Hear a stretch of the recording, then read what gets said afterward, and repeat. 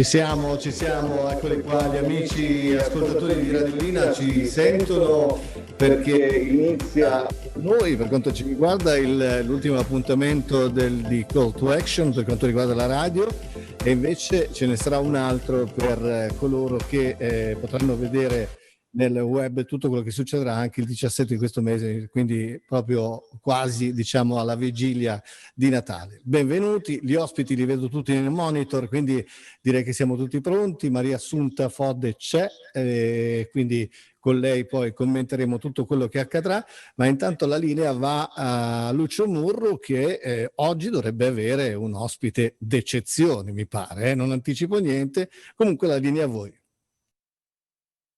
Piacere stare qui con voi alla quarta edizione del Sardinia Tourism Call to Action. Abbiamo con noi il nostro amministratore delegato, ingegnere Silvio Pippo Bello, che ringraziamo naturalmente, è uno dei fautori originari del programma. Quindi dal 2017, quando siamo partiti, abbiamo pensato insieme a questo progetto, l'abbiamo pensato con il professor Morandi, allora assessore al turismo. Abbiamo continuato con Barbara Argiolas e adesso siamo con il nuovo assessore Gianni Chessa, che ringraziamo, cogliamo l'occasione per ringraziare. A te la parola, Silvio. Beh, spero di non essere io l'ospite eccezionale, no? Io insomma sono di casa, Lucio mi ringrazia, ma sono io che ringrazio lui e il suo staff, perché questo appuntamento sta diventando un appuntamento importante, molto seguito da tutti gli imprenditori turistici. È sicuramente un appuntamento che dà dei tools, dà degli spunti e dei suggerimenti importantissimi. Per quanto riguarda invece i ringraziamenti, mi pare che dobbiamo senz'altro ringraziare chi interviene come vero ospite, come diciamo esperto dell'argomento che noi stiamo trattando quest'oggi, che è la sostenibilità e il turismo attivo, quindi con un focus sulla e-bike. No? Ecco, vedo che ci sono dei nomi importanti, come il dottor Giorgio Palmucci, che è il presidente dell'Enit, poi vedo che ci sono anche degli amici come David Yarak, Antonio Usai, che insomma è qua di casa anche lui, Gianfranco Fancello, il dottor Yark, che insomma è un amico che ci segue da tanto tempo, ma ci sono anche tanti altri che poi magari lascio a te il compito di annunciare, che sono specialisti del settore. Quindi mi farà piacere, io faccio questo piccolo intervento solo per salutare le persone, per ringraziare, ma poi avrò il compito di seguire questo appuntamento con grande interesse, dicendo forse due parole, ecco, quelle mi sembra d'obbligo dirle sulla situazione del traffico aereo, se vogliamo, no?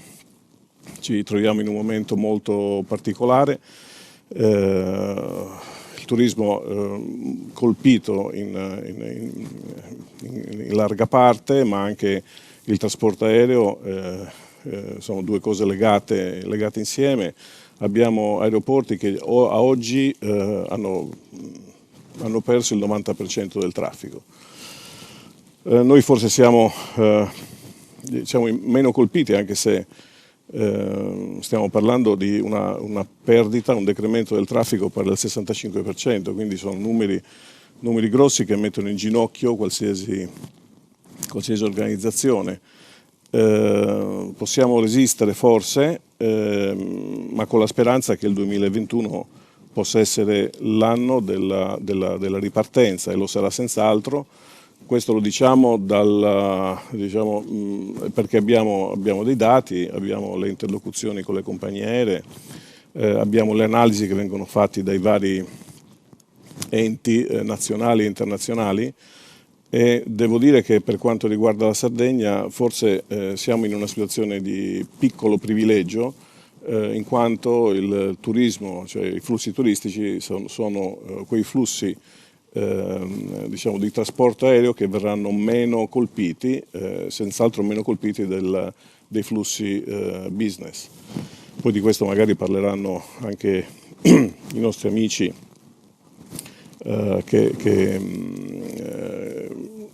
che parleranno dopo di me sicuramente sono molto più addentro alle questioni, soprattutto mi rivolgo a David Yarak, che sicuramente è uno degli analisti di questo settore. Noi pensiamo di abbiamo programmato un 2021 con una perdita ovviamente rispetto al 2019, ancora non siamo nella situazione di normalità. Pensiamo di poter recuperare la normalità nel 2022, questa è la nostra speranza.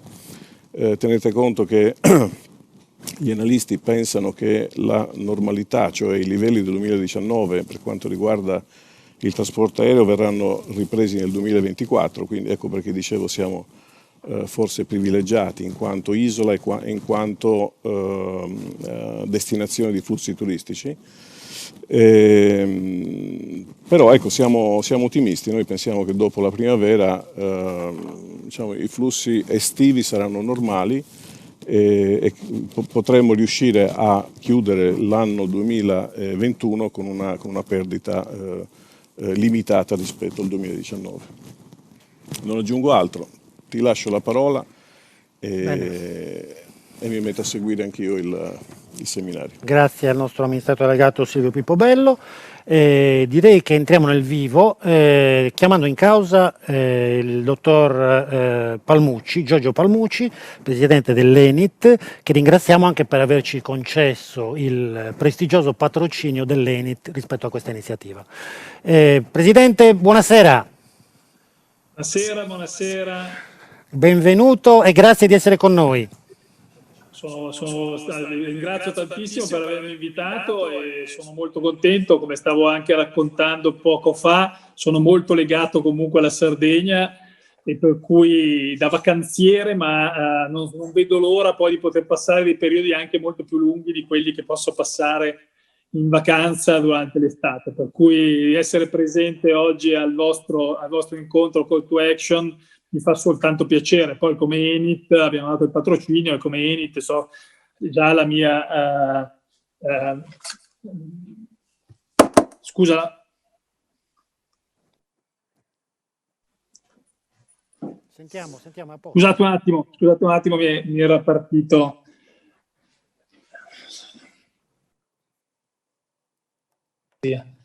Chiedo scusa. E per cui come Enit siamo molto ovviamente contenti di dare questo patrocinio, non soltanto per il discorso appunto del tema specifico poi della sostenibilità e dell'e-bike, ma in generale per il fatto che come tutti e come ha detto anche poco fa l'amministratore delegato di Regesa,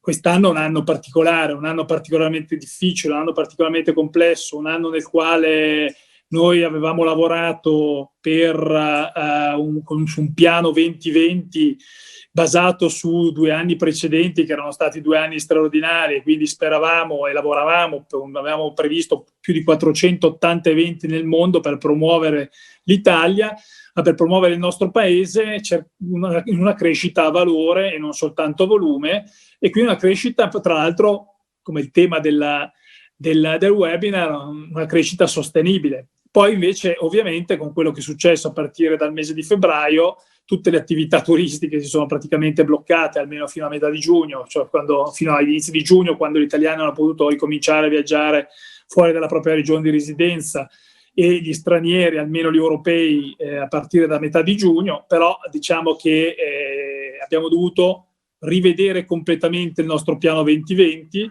abbiamo dovuto rivedere completamente quella che era anche un po' la mission di Enit. Normalmente Enit si occupa soprattutto della promozione del turismo all'estero, in quanto in Italia, visto che secondo il titolo V della Costituzione le regioni hanno la titolarità del turismo, la promozione del turismo domestico viene fatta soprattutto a livello regionale. Mentre invece è chiaro che con questa situazione straordinaria noi ci siamo messi al servizio delle regioni, ci siamo messi al servizio delle istituzioni, delle associazioni di categoria e soprattutto degli operatori, proprio per dare un supporto. Abbiamo mantenuto aperti i nostri 28 uffici nel mondo, almeno in smart working, abbiamo creato un bollettino quindicinale per poter dare più dati possibili, per mettere a disposizione dei dati non soltanto sull'andamento delle prenotazioni sempre peggiori, non soltanto sull'andamento dell'arrivo aeroportuale, non soltanto su quelle che erano le prospettive, ma anche sul sentiment, quindi ascoltare il web, il social e vedere un attimino cosa stava succedendo, soprattutto perché vi ricordate che noi siamo stati considerati quasi gli untori insieme ai cinesi.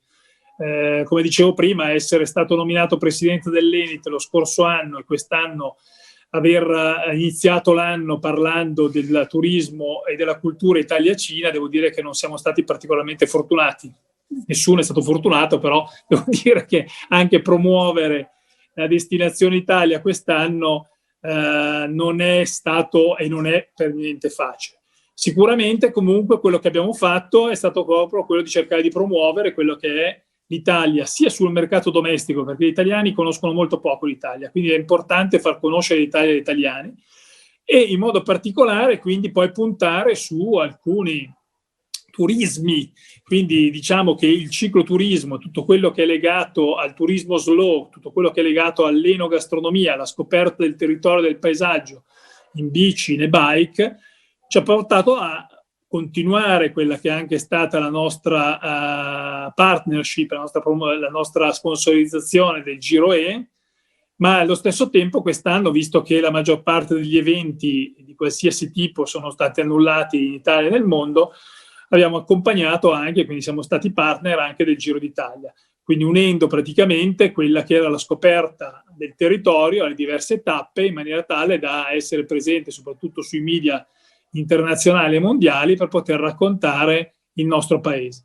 E devo dire che quindi sugli effetti, cioè i dati che già esistevano per quanto riguarda il turismo active, il cicloturismo, erano sicuramente già dei dati estremamente positivi, e poi sicuramente chi parlerà dopo di me entrerà anche nei maggiori dati, dalla maggiori dati e maggiori dettagli, però sicuramente avere dati intorno ai 80 milioni di presenze di cicloturisti o turisti ciclisti, sì, provenienti non soltanto dagli italiani ma soprattutto provenienti dall'Europa, è sicuramente un dato importante, quindi anche unire il turismo con la bicicletta, la bike e l'e-bike sicuramente potrà essere da supporto anche alla ripresa di quelli che sono i flussi che speriamo riprenderanno in fretta, perché sfortunatamente, qui concludo, noi avevamo avuto un'estate nella quale qualche respiro di sollievo, almeno per ciò che concerne il turismo balneare e il turismo montano, gli operatori avevano potuto viverlo, non di certo le città d'arte che continuano a soffrire, hanno sofferto e continuano a soffrire dell'assenza di turisti, soprattutto intercontinentali, ma purtroppo con quanto avvenuto nelle ultime settimane, con questa seconda ondata, ci auguriamo tutti che finisca in fretta. La cosa importante è che dall'analisi del web e dall'analisi dei social ormai è sparita questa immagine negativa dell'Italia, cioè dell'immagine dell'Italia degli untori, ma anzi l'Italia è e continua ad essere la destinazione più desiderata da turisti provenienti da ogni parte del mondo, sia che vengano per la prima volta, sia che vogliono tornare. Quindi questo ci lascia da sperare e quindi mi auguro che anche attraverso quello che sono questi momenti come questo webinar possano essere utili per raccontare quello che è il nostro paese, quindi raccontare quella che è la Sardegna e quello che la Sardegna può offrire ai turisti italiani e stranieri non appena sarà possibile viaggiare con maggior tranquillità grazie ai vaccini. Grazie. Grazie Presidente, grazie per la iniezione di ottimismo, credo che gli operatori ne abbiano davvero molto molto bisogno. Direi a questo punto di ricollegarci con Gianfranco Fancello, col professor Fancello, con Antonio Usai, col professor Usai e con il primo ospite tecnico che è il professor David Jarak, che vedo abbastanza triste, ma immagino che sia legato soprattutto alla sconfitta, all'uscita dalle coppe di ieri, professore, vero? Faccio finta di non sentire, Ecco.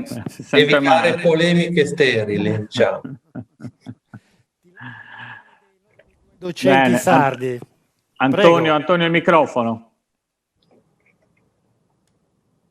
Eccoci qua, bene, qua. Buonasera a tutti, grazie Lucio, grazie Silvio per questa introduzione. Io direi di entrare subito nel vivo.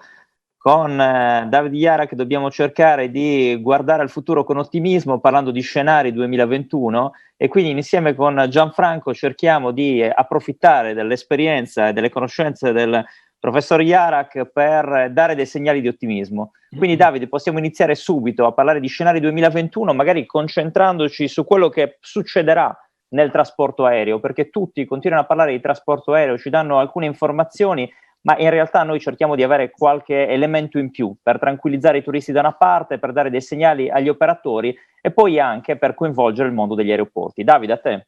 Ma guarda, grazie Antonio, buonasera a tutti. Io volevo partire ricordando a tutti 2 copertine di 2 noti settimanali internazionali. Il primo è la copertina dell'ultimo numero di Time, che sostanzialmente su fondo bianco scrive 2020 e ci fa una croce sopra. Cioè, peggio di così probabilmente non poteva andare. Qualcuno propone addirittura di eliminare dal calendario storico il 2020. L'altra copertina su cui volevo attirare l'attenzione di tutti è di qualche settimana fa di Economist, uno sfondo nero con una luce che dice Suddenly Hope, fino all'improvviso la speranza. Signori, il vaccino della fiducia. Allora, non c'è dubbio che i vaccini, oltre a produrre evidentemente una progressiva, diciamo, protezione della cittadinanza, naturalmente ci vogliono settimane, se non mesi. Ricordo a tutti che IATA 3 giorni fa ha detto che ci vogliono circa 8.747 per spostare in tutto il mondo i vaccini, ce ne sono 400 in attività, quindi pensate la sfida logistica, però torno a ripetere, è un tema di fiducia. Allora, dal nostro osservatorio, io presiedo una delle principali società di consulenza e di direzione a livello europeo, specializzata nei settori aviation, aerospace and defense e business travel, vediamo già dei segnali incoraggianti. A partire dal trasporto aereo, non c'è dubbio, tutti lo dicono, che la ripresa sarà prima di tutto evidente per le connessioni domestiche e a breve e medio raggio. Ma chi l'ha detto in fin dei conti? Perché 2 giorni fa è anche partito il primo volo Roma-New York Covid free, quindi col doppio test, che niente fa. Ogni tanto noi italiani siamo un po' provinciali, no? Diciamo è il primo volo in assoluto, ma va, c'è da settimane il Londra-New York che fa la stessa cosa. Tuttavia sono delle situazioni che secondo me diventeranno sempre più frequenti, in cui si cerca di nuovo di portare a contatto le persone. Allora, in questo momento noi siamo su una piattaforma di cui non faccio pubblicità, ma che è molto utilizzata, che ci permette di rimanere in contatto anche se non fisicamente, virtualmente. Ebbene, però l'uomo è un animale sociale, il turismo caratterizza l'esperienza dell'uomo per il suo relax e per il suo apprendimento. Presto penso che si tornerà a volare e penso che avremo delle importanti sorprese l'anno prossimo. Antonio, ancora una volta le associazioni di categoria parlano, sentivo prima qualcuno che diceva l'anno prossimo avremo dei risultati ancora in calo della nostra movimentazione. Mi permetto di ricordare che la IATA ha già quantificato che prima del 2023 non si ritorna a uno scenario ante-Covid in logica di volumi, però non c'è dubbio che quando l'hanno fatto non c'erano i vaccini e non c'erano vaccini assolutamente efficaci.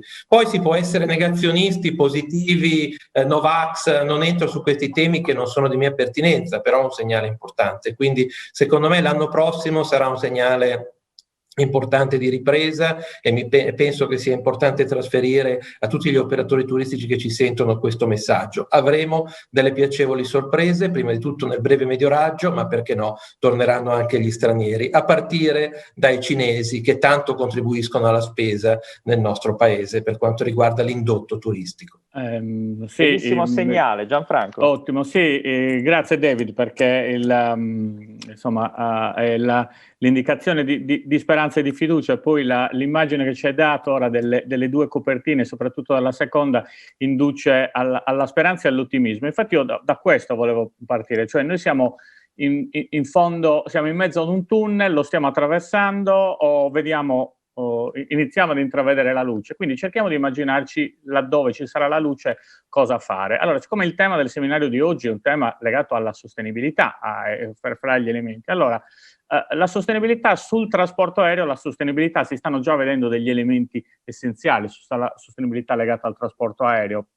Recentemente Airbus ha introdotto o ha iniziato a sperimentare lo 0I, che è un aereo è piccolo, dinamico, con emissioni zero o quasi zero, insomma adesso poi andremo a vedere i risultati, e quindi ci sta già dando un modello di riferimento. Quindi volevo iniziare a chiederti, questo modello di riferimento, cioè di un aereo piccolo e dinamico, significa che cambieranno anche i comportamenti rispetto magari ai grandi vettori che trasportavano elevate quantità di persone. E poi la seconda domanda, così poi chiudo, è il discorso sugli aeroporti, cioè sul discorso degli smart airport, e quindi su come da questo punto di vista gli aeroporti possono diventare dei luoghi anche di sostenibilità con un forte legame col territorio, in maniera tale che poi ci possano essere anche delle relazioni strette con gli operatori territoriali che vogliono promuovere questo tipo di azioni. Certo. Giancarlo, cercherò di mantenere tempi televisivi. Gianfranco, scusami. Cercherò di mantenere tempi televisivi nella risposta. Allora, la prima, se c'è storicamente un flop nell'aviazione commerciale dopo il caso eclatante del Concorde, ma torneremo agli anni 70, è l'A380, che mai ha raggiunto, anche prima del Covid, il break-even, quindi la copertura dei costi di produzione e di messa in linea. Certo che con questo sconvolgimento dei flussi di traffico e con un problema che potrebbe essere una ripresa più lenta sul business travel, non sui flussi, diciamo, leisure turistici, non c'è dubbio che ci aspettiamo aeromobili più piccoli della categoria dei 200-250 posti, per intenderci, per gli addetti ai lavori 787 e A350, che infatti sono già stati banalmente acquisiti anche dai vettori medio orientali e soprattutto da coloro che avevano grandi aeromobili in flotta sul 380. Probabilmente il 380 ha un futuro sul cargo, perché una delle eredità della crisi è che il cargo aereo ritorna a essere importante come vettore di business per queste aziende. Secondo messaggio smart, tu hai citato quello che è un futuro, è quello che in gergo si chiama un rendering, diciamo. Io mi permetto di portare al presente. Già oggi la sostenibilità vuol dire i trattorini di movimentazione a terra negli aeroporti, quelli che in gergo servono per fare il pushback, per spingere gli aeromobili. Bene, ci sono quelli che sono già oggi totalmente elettrici, quindi si può già andare oggi verso un modello di sostenibilità e di riduzione delle emissioni. Probabilmente non proprio a zero, però uno dei parametri di condotta dell'Associazione di Categoria degli Aeroporti è anche quello della ricerca di zero emissioni. Anche con queste operazioni c'è anche chi si autoproduce l'energia elettrica che va ad alimentare gli aeroporti, cioè gli aeroporti sono già oggi, secondo me, in molti casi un modello di sostenibilità ambientale. Ogni crisi di solito mette la sostenibilità un po' in secondo piano, perché quando tagli i costi la sostenibilità costa, gioco di parole, però non c'è dubbio che il futuro sia questo. Anche questi tutti segnali interessanti, Gianfranco. Davide, a questo punto si apre uno scenario che deve guardare la prospettiva in modo operativo, perché tutto bello, tutti questi segnali vanno gestiti, e vanno gestiti dal più grande, dalle compagnie aeree, dagli aeroporti, vanno gestiti anche dai piccoli. Io ho avuto il piacere di iniziare a leggere uno dei tuoi ultimi lavori, Il marketing ai tempi del coronavirus, che ci proietta verso scenari nuovi e ci dà anche dei consigli per gestire questa fase inflazionata di termini. Anche gli operatori che ora devono comunicare per intercettare i turisti nel 2021 lo devono fare anche tenendo conto del tema di oggi, sostenibilità e turismo attivo. Diamogli qualche consiglio, perché tutti parlano di sostenibilità, ma la mia sensazione è che i contenuti vadano al di là di quella che poi è la realtà. Beh, allora, secondo me la principale modalità professionale di comunicare nel turismo è quello che in americano si chiama keep it simple.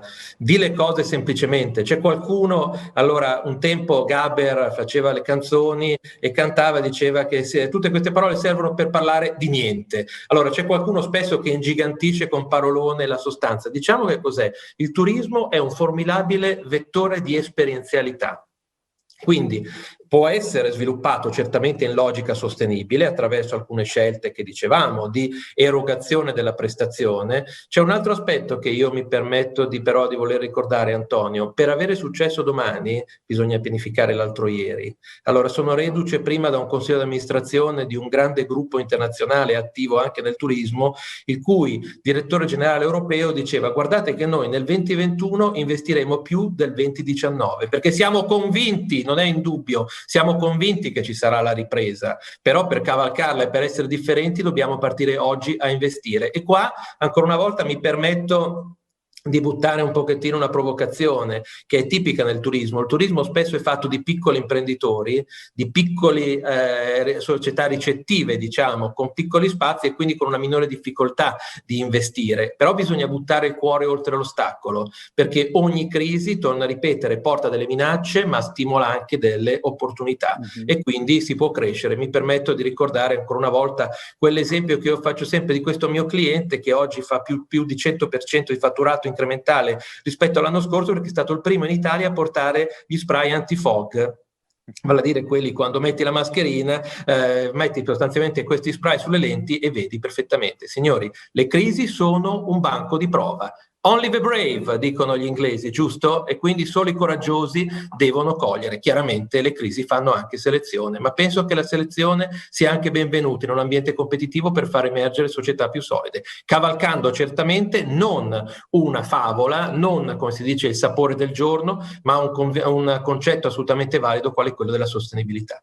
Certo. Anche questo è tutto condivisibile, ci porta con quella punta di operatività che serve dentro il futuro. Prima di passare la parola a Gianfranco per la sua domanda, che poi sarà quella finale, David, ma compagnie aeree, abbiamo parlato di comunicazione, dei temi di sostenibilità, turismo attivo, c'è qualche compagnia che in questo momento sta comunicando un po' meglio delle altre, che ti sembra più efficace, che stia cercando di guardare avanti in modo più rapido per uscire più rapidamente dalla situazione? Allora, non è mia abitudine fare pubblicità a nomi di compagnie aeree, però ancora una volta comunicare che il tuo volo è Covid-free, quindi mettere a disposizione anche dei controlli, diciamo, di questi tamponi rapidi prima dell'imbarco, aumenta la fiducia, quindi è così che bisogna rispondere. Quindi bene.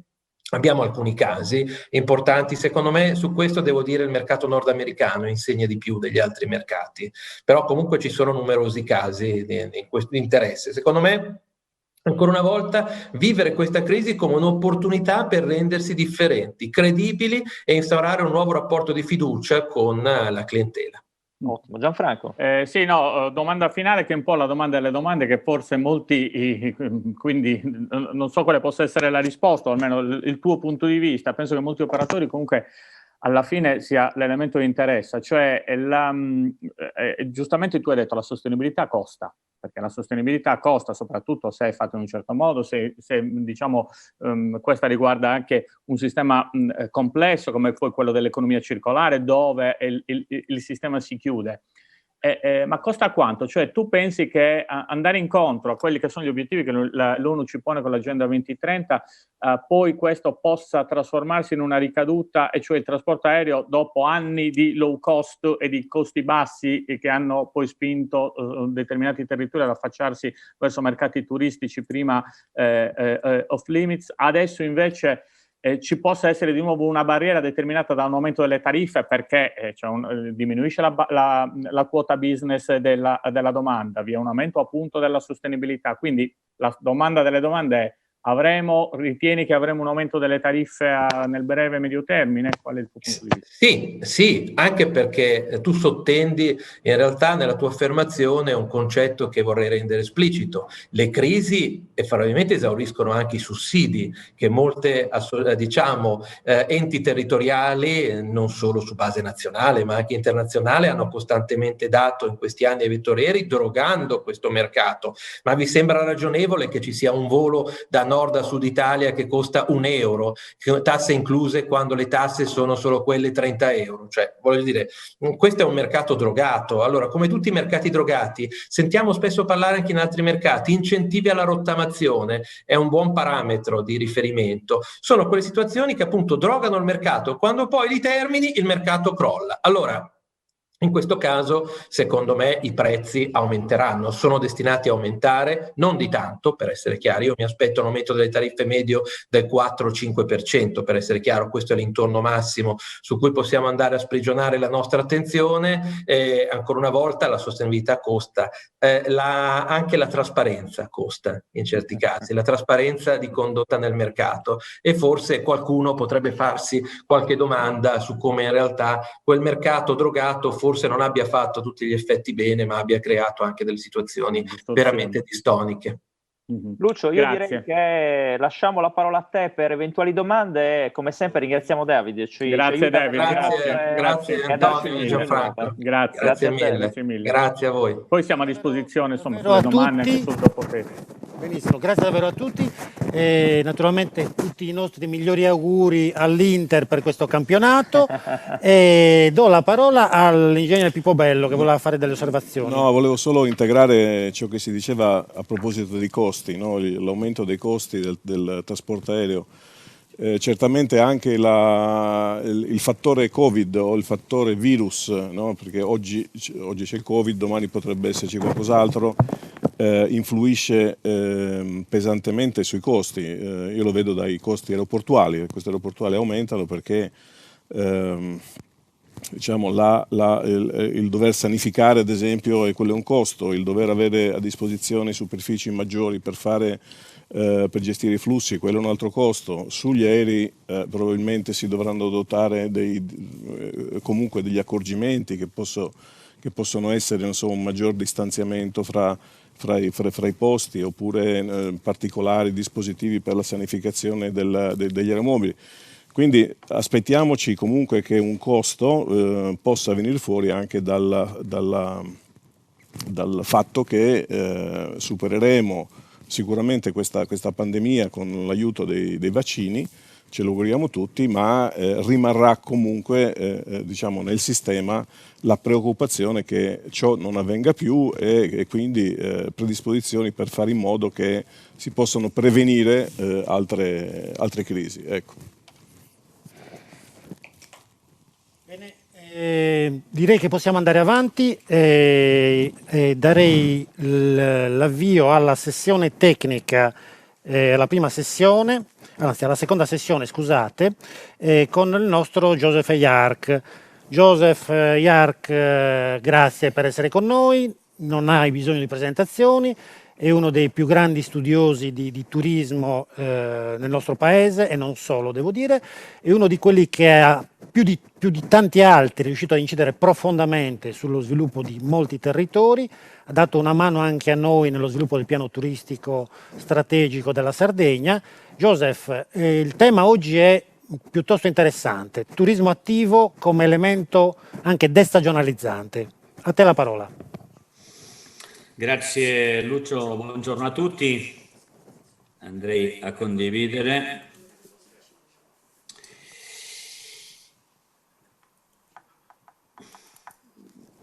Ok, dovrebbe funzionare. Bene. Sì, però prendendo spunto di quello che diceva David, dobbiamo cominciare a ragionare su un concetto che non è nuovo, sul quale ne abbiamo parlato tanto, se ne ha parlato tanto, però che si è applicato poco, che è quello della sostenibilità. E come succede spesso nel mercato turistico, e in particolare molto in Italia, il settore turistico va a rimorchio dei cambiamenti da parte della domanda. E una delle conseguenze che già si vede ovviamente come risultato di questo turismo, diciamo, non dico nascente, ma questo nuovo paradigma del turismo post-Covid è quello della sostenibilità. Andiamo a ragionare su questo concetto, dopo vedremo il perché di questo. Da dove arriviamo? Beh, prima del Covid avevamo un prodotto turistico, un'offerta turistica costruita sui grandi numeri e in conseguenza incentrata sullo sfruttamento intensivo delle risorse e delle attrattive. Era fondamentalmente un turismo che si costruiva sul concetto dell'edonismo, che va molto legato a quello che diceva David, cioè al modello low cost, cioè abbiamo costruito un'offerta per la quale qualunque oggi poteva viaggiare e poteva farsi delle vacanze. Questo ha gonfiato moltissimo la domanda turistica, ha gonfiato il mercato turistico, forse arrivando a delle situazioni che non erano molto sostenibili. Ricordatevi che 2 anni fa la grande preoccupazione di tutti noi era l'overtourism. Oggi l'overtourism è assolutamente sparito. E questo provocava un elemento importante di sostenibilità. Dove siamo oggi? All'incertezza totale e assoluta. Ma che cosa dobbiamo ragionare verso il 2021 e il 2022? E lo scenario post-Covid è che siamo già oltre la soglia del ritorno, cioè È impensabile un ritorno a quello che era il turismo prima, il modello del turismo prima. Non ne sto dicendo che non avremo turismo di massa, quello che sto dicendo è che il turismo di massa dovrà evolversi e trasformarsi e adeguarsi, perché avremo soprattutto dei cambiamenti socio-economici nella società, nella gente, nelle famiglie e nel consumo che incideranno nel turismo. Per esempio, incideranno fondamentalmente nel modo nel quale il cliente si comporta, il modo nel quale si muove, la mobilità, nel modo nel quale si socializzerà, cioè alcune delle cose che stiamo vivendo rimarranno, nel modo di consumare, anche nel modo dell'utilizzo del tempo libero, cioè il lavoro flessibile sembra evidente che crescerà, eccetera. Cioè, tutto questo sono degli elementi che andranno a cambiare il modo nel quale facciamo turismo, in modo che, come io dico spesso, dobbiamo ragionare che avevamo il turismo pre-Covid, il turismo durante il Covid, cioè quello del 2020 e quello che avremo nel 2021, ma soprattutto avremo un'evoluzione che ci farà ragionare sul turismo post-Covid.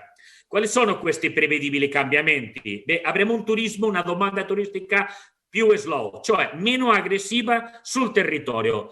I turisti hanno preso consapevolezza, tutti noi prendiamo consapevolezza di che non possiamo continuare a fruire dei luoghi, delle destinazioni nel modo nel quale si faceva. Avremo un turismo più attento, cioè meno predatore, accetterà più limitazioni, numero chiusi, eccetera. Un turismo più small, cioè preferenza per luoghi, destinazioni e strutture, servizi meno intensivi, con meno volume di gente accalcata.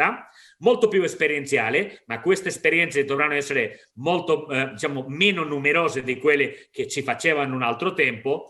Una proposta di ricerca turistica più personale, più customer made, con un concetto molto più egoista. Questo è importante, si chiederà ancora di più maggiore personalizzazione, ma soprattutto legato a quello che diceva giustamente prima David, più conveniente. Attenzione, perché il prezzo diventerà un elemento molto importante, perché avremo sicuramente una situazione di diminuzione della stagionalità, cioè l'appiattimento come conseguenza di questi cambiamenti anche nel lavoro, ci sarà più disponibilità e in conseguenza avremo la distribuzione dei flussi turistici con meno picchi, ma sicuramente con più livello di attività economica nell'arco di altri mesi. Però dobbiamo capire una cosa, che avremo volumi di turisti inferiori. Ormai il modello concettualmente del low cost che permetteva fare vacanza a tutti a prezzi ridotti non ci sarà più, perché come si diceva prima i costi per garantire alcune delle situazioni attuali, come diceva giustamente l'ingegner Pippo Bello, ma alcune di queste accorgimenti, misure eccetera rimarranno. Questo implicherà costi maggiori e si andrà sicuramente a una riduzione dei classici volumi che eravamo abituati, ma avremo una minore offerta, perché dobbiamo essere chiari, la traversata del deserto è lunga. Il 2021 andrà, speriamo, un po' meglio che il 2020, seppur ci sono delle difficoltà, però non avremo la stessa offerta che potevamo avere nel 2019, perché alcuni non apriranno ma altri veramente chiuderanno, e questo è un fattore da non sottovalutare. Pertanto vedremo un assestamento rispetto all'equilibrio offerta e domanda. Prevedibili cambiamenti nasceranno, stanno crescendo nuove destinazioni, magari balneari, ma anche di altre tipologie, soprattutto di turismo interno, però sicuramente avremo del crollo delle destinazioni turistiche classiche, e in particolare alcune balneari. Non mi preoccupa tanto la Sardegna come alcune destinazioni della penisola. Avremo la crescita della conoscenza del turista, cioè il turista passerà da consumare a volere e a fruire, e qui si collega all'argomento della sostenibilità, perché i valori della società hanno avuto uno shock. C'era già in realtà un processo in trasformazione molto lento, ricordatevi il fenomeno Greta in qualche maniera, ma quello che è accaduto con il Covid è l'accelerazione, cioè abbiamo un turismo e avremo un turismo molto più sensibilizzato, che cercherà esperienze più vere, che vuole una esperienza più diretta e più connessa con l'ambiente, con la realtà del territorio, e su questo dobbiamo essere anche attenti alla questione dei vettori, ma l'avete già in qualche maniera accennato. Pertanto io comincio a ragionare su che avremo un nuovo modello turistico, che io in qualche maniera, sapete che a me mi piace lavorare con la logica del turismo delle 3L, eccetera, penso che stiamo arrivando o andando verso il modello turistico delle 4D, cioè la diversificazione, la deconcentrazione, la destagionalizzazione e il decremento della spesa sul territorio. Perché? Perché avremo meno volumi, ma soprattutto perché il cliente avrà probabilmente nei prossimi 3-4 anni meno disponibilità per determinate ragioni che oggi non entriamo a vedere.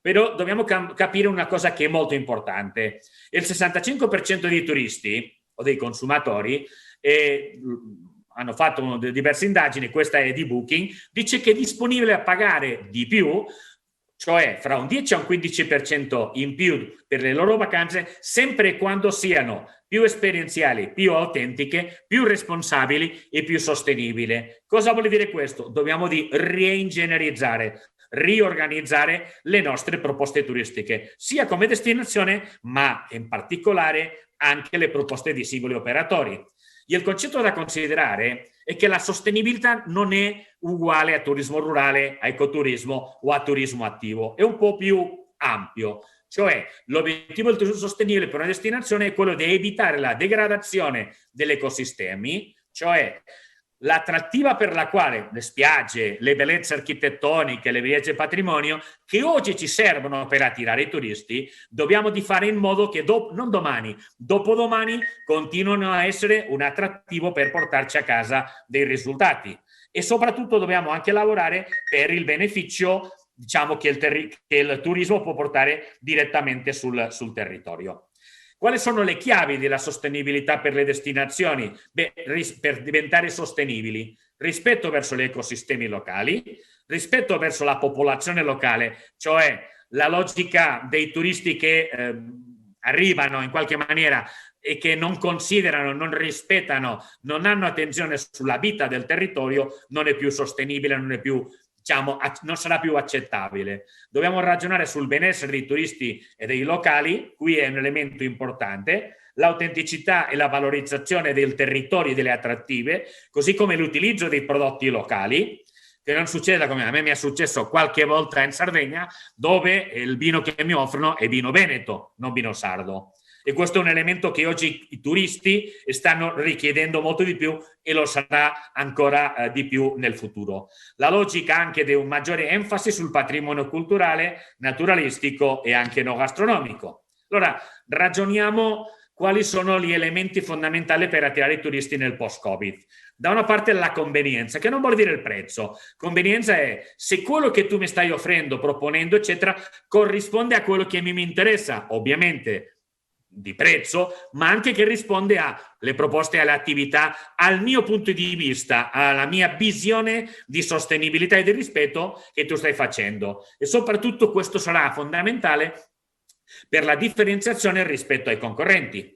Allora, che cos'è realmente la sostenibilità nel turismo? Ribadisco, non è né turismo rurale, né ecoturismo, né turismo attivo, eccetera, seppur sono prodotti o tipologie turistiche che rispondono enormemente a questo concetto, che non vuol dire che altro che ridurre gli impatti economici negativi che genera il turismo e assicurare la redditività sia economica come sociale e ambientale per il territorio, per l'offerta turistica e per la destinazione, e anche garantire il futuro. Allora, con la logica della cassetta delle attrezzi che piace tanto al mio amico Robert, che cosa devono fare le destinazioni? Quali sono gli ambiti sui quali devono cominciare a lavorare? Beh, ovviamente il trasporto, per esempio potenziare la mobilità dolce, pubblica, eccetera, ridurre l'impatto di quello che è le macchine, eccetera, migliorare l'accoglienza turistica complessivamente, dopo vedremo come, decentralizzare i flussi,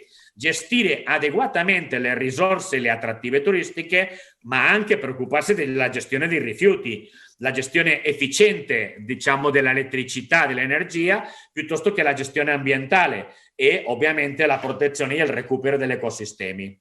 Ovviamente gli operatori ragionano dicendo, ma questo deve fare l'amministrazione. Ma che cosa devono fare i singoli operatori?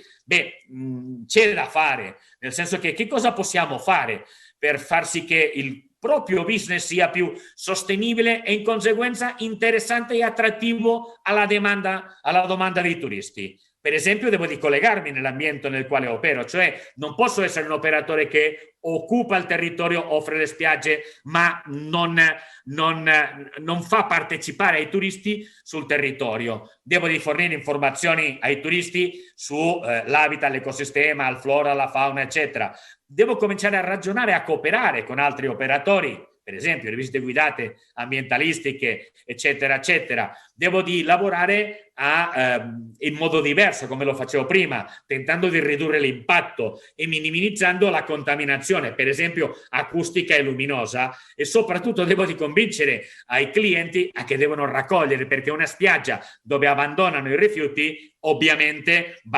ha un impatto negativo non soltanto su quello che è l'attrattività, sino che i suoi impatti sono molto elevati. Devo di pensare per esempio a come ridurre il consumo dell'acqua, che nel caso della Sardegna è molto importante. E come devo fare? Posso informare e incentivare ai miei ospiti, ai miei clienti a ridurre il loro consumo. Devo per esempio verificare anche i miei sistemi, se ci sono fughe, eccetera. Magari già si fa, però non è che funzioni più di tanto. Il proporre ai turisti, ma spiegandogli il perché non è conveniente riutilizzare o evitare i cambiamenti di biancheria, asciugamani, eccetera. Devo cominciare a ragionare per installare dei meccanismi che mi permettano il risparmio, piuttosto che evitare sprechi o anche riutilizzare l'acqua delle piogge, eccetera. Ma devo pensare a ridurre il consumo energetico, che è fondamentale perché abbattirei i miei costi, ma anche un elemento fondamentale che se sono in grado di comunicarlo al potenziale cliente è un vantaggio competitivo, cioè devo di sfruttare al massimo la luce naturale, installare sistemi di riscaldamento, luce, eccetera, eccetera. Cioè, ci sono parecchie cose che grazie alla tecnologia dobbiamo fare, e devo lavorare anche con la logica della qualità dell'ambiente. Devo di minimizzare l'utilizzo per esempio di prodotti chimici, devo di utilizzare prodotti ecologici, ma tutto questo che prima lo facevano soltanto gli operatori certificati, eccetera, guardate che lo stanno già chiedendo. C'è una ricerca molto interessante di che cosa vorranno i turisti tedeschi fatta dalla TUI, che sempre ha avuto molta attenzione sulla sostenibilità. C'è un incremento di oltre il 30% dei clienti TUI di richieste di maggiore sostenibilità di quella che avevano prima del Covid. Pertanto questo è un trend che non va indietro, che ci sarà. Pertanto devo magari di tentare di promuovere l'utilizzo della bici, incentivare a utilizzare il trasporto pubblico, eccetera, minimizzare per esempio anche la contaminazione acustica, e devo di capire come ridurre e gestire i rifiuti. Perché guardate, c'è anche una cosa che è curiosa. Diciamo, i prodotti monouso piuttosto che le confezioni in basi rappresentano oltre il 40% del totale dei rifiuti che genera un albergo, un hotel. Magari fornendo ma su un elemento che è molto importante. Quello che non abbiamo fatto mai gli operatori turistici è informare e raccontare il perché ti chiediamo a te turista fare tutto questo. Con un turista ogni volta più sensibilizzato, più sostenibile, lo saremo tutti molto più sostenibili, lo siamo già di più oggi di quello che eravamo 2 anni fa, e man mano lo saremo di più. Dobbiamo sicuramente utilizzare questa leva per differenziarci, ma soprattutto per essere ancora più attrattivi. Magari posso lavorare per una corretta gestione degli acquisti, cioè acquistando prodotti naturali, locali, il concetto del chilometro zero, che mi serve per favorire i produttori locali, e pertanto facciamo filiera e ci supportiamo come territorio, e dobbiamo per esempio ridurre l'utilizzo di borse, contenitori, eccetera. Guardate, quello che vi sto dicendo alla fine è quello che in questo momento stanno già operando fortemente le principali destinazioni turistiche competitor della Sardegna, cioè la Croazia ha iniziato in queste settimane un piano specifico per fomentare la sostenibilità complessiva alle sue strutture, alla sua offerta turistica. Lo sta facendo le Baleari, lo sta facendo la Catalogna, lo stanno facendo anche i greci. Pertanto il trend è questo e più o meno noi dobbiamo essere in grado di rispondere.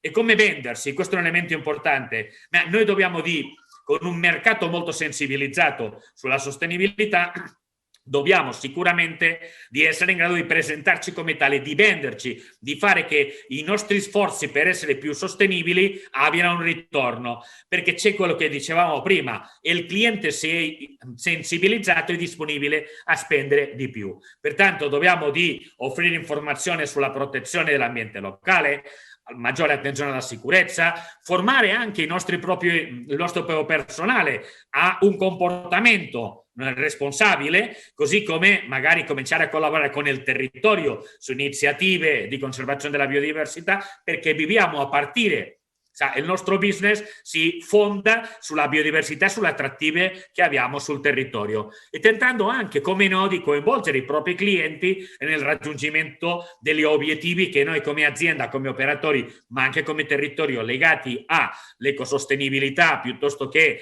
al modo attivo di fare turismo legato al territorio, possiamo proporre.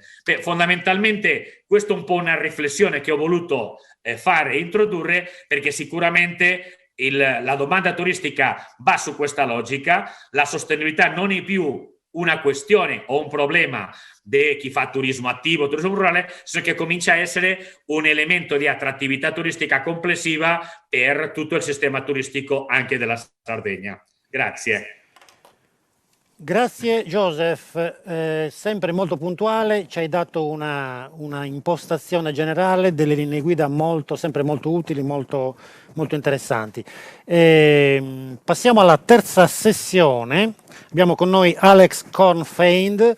Due parole su questo relatore che non vedo ancora collegato, ma adesso la regia... Eccolo, sì, perfetto.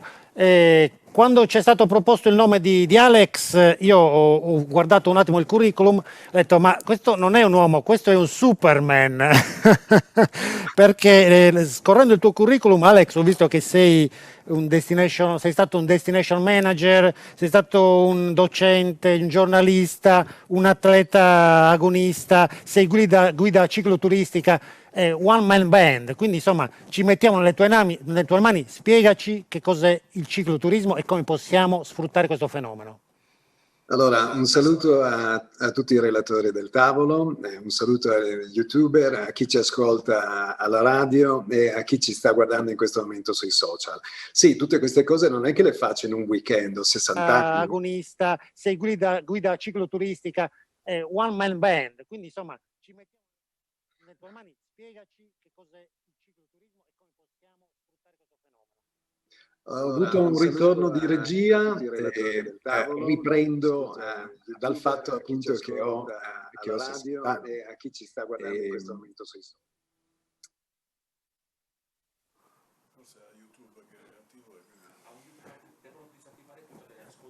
Hai per caso una finestra di YouTube o di Facebook attiva? In questo momento sì. Ecco, chiudila per cortesia, altrimenti abbiamo un doppio ritorno. Ah, ecco qual è il problema. Sì. Vai pure. Benissimo.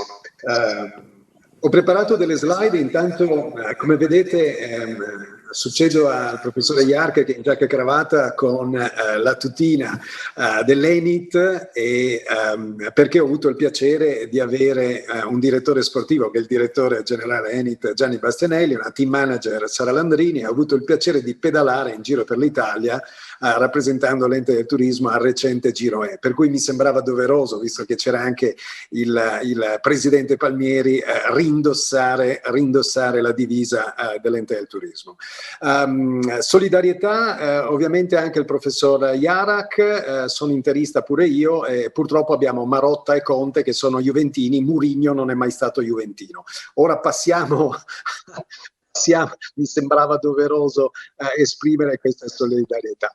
Vado a condividere lo schermo e a farvi vedere un paio di slide che ho preparato per l'intervento.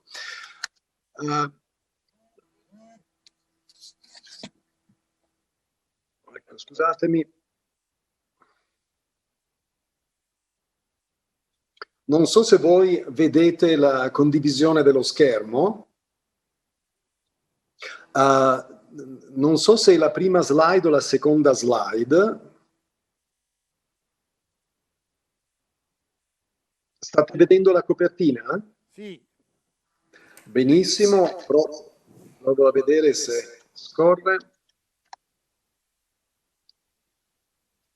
Scusate, interrompo.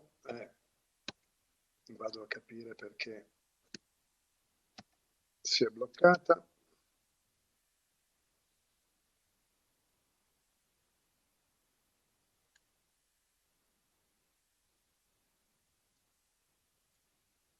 Proviamo a farla ripartire. Benissimo. Parto da questa famosa frase di Kotler che dice "It is the art of creating genuine customer value". L'intenzione quindi di tutti quelli che in questo momento stanno affrontando il cicloturismo come un'opportunità per promuovere il territorio dovrebbe essere proprio quella di creare questo valore unico, questa unique selling proposition, cioè riuscire a fare la differenza. Quando Jarche ha citato la concorrenza, ha citato la Croazia, paradossalmente anche il continente è un competitor della Sardegna. Per cui bisogna essere in grado veramente di preparare una proposta attrattiva che possa permettere ai ciclisti, ai cicloturisti, ai turisti in generale di vedere la Sardegna come non un'alternativa a quello che si può fare sul continente o quello che si può fare alle Baleari o a Gran Canaria, ma come un effettivo valore. Nello scenario è importante comunque fotografare il target che si basa su ciclisti esperti, cicloturisti, turisti che possiamo trovare direttamente in loco, che magari sono interessati all'escursione, e poi la fotografia delle specialità, dove alle note bici da corsa e mountain bike a questo punto fa capolino il vintage, si afferma la gravel come un trend non indifferente che vale sia per la pedalata muscolare che la pedalata assistita e l'e-bike. La geografia in questo caso vede molti turisti e soprattutto per il 2021 un interesse per la programmazione di una vacanza in bicicletta. I numeri che sono espressi, adesso li cito per chi ci ascolta e non ci vede, dice che l'estate scorsa sono andati in vacanza 27 milioni di persone, di cui il 96% è rimasto in Italia e il 17%, cioè 5 milioni, ha fatto una vacanza in bicicletta. Ecco, questi sono numeri veramente altissimi quando si pensa a un settore del turismo come il cicloturismo. Nella fotografia, per chi in questo momento sta guardando il monitor, mi trovate circondato da turisti australiani in visita in Italia.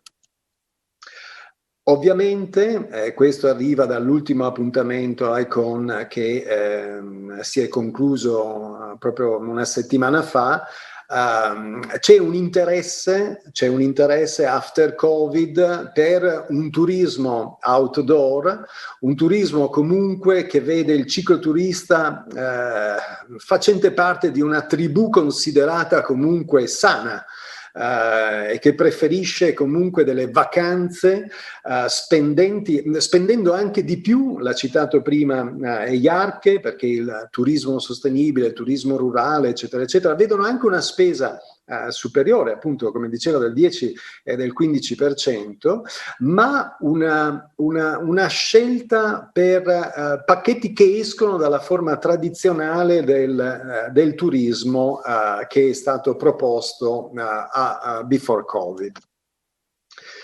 Se vado poi dopo a mettere la lente di ingrandimento sul cicloturista, è doveroso comunque pensare che il cicloturista è un ciclista.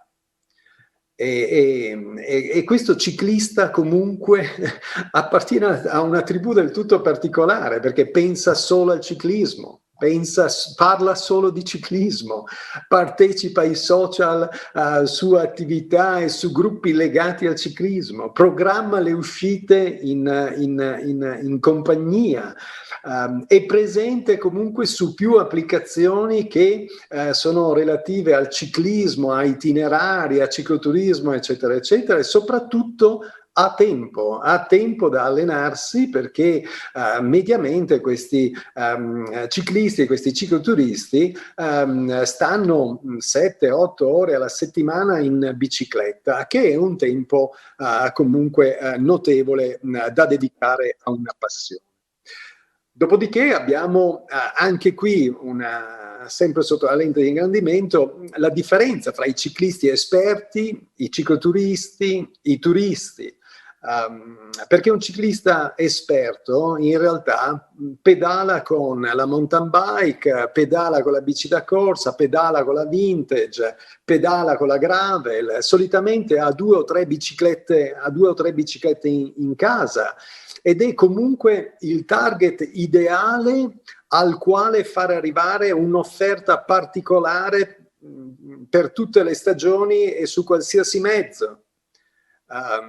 Il cicloturista è un altro soggetto che anche qui deve essere interpretato, perché abbiamo chi arriva alla destinazione con la bicicletta, chi noleggia la bicicletta in loco per raggiungere il punto e rientrare come round trip, oppure proprio proseguire con un itinerario, e poi dopo abbiamo i turisti che già si trovano in loco e che vogliono fare un'esperienza andando a visitare magari il borgo a 40 chilometri dall'albergo.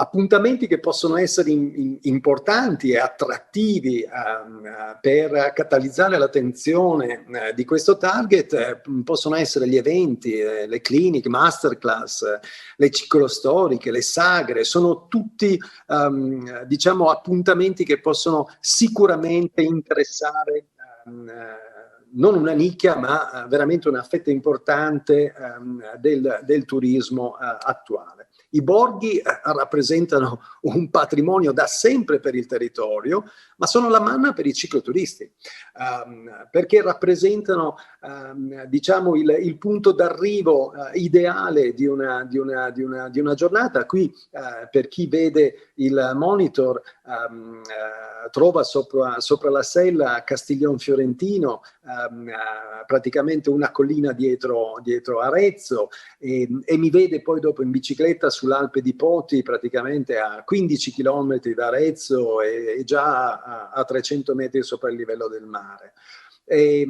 Quale occasione migliore poi soprattutto per sviluppare e promuovere circuiti legati all'artigianato e all'enogastronomia a chilometro zero.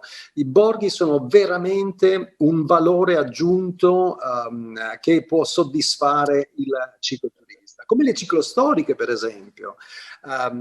Qui mi vedete con la maglietta dell'Ardita, alla salita Marco Pantani ad Arezzo. L'Ardita è la più recente delle ciclostoriche toscane, in poche edizioni però ha raggiunto 600 partecipanti. Mentre parliamo dell'Eroica, mi vedete al fianco di Giancarlo Brocci, grandissimo. L'Eroica nel 2019 è stata capace di portare 8.000 partecipanti a Gaiole in Chianti.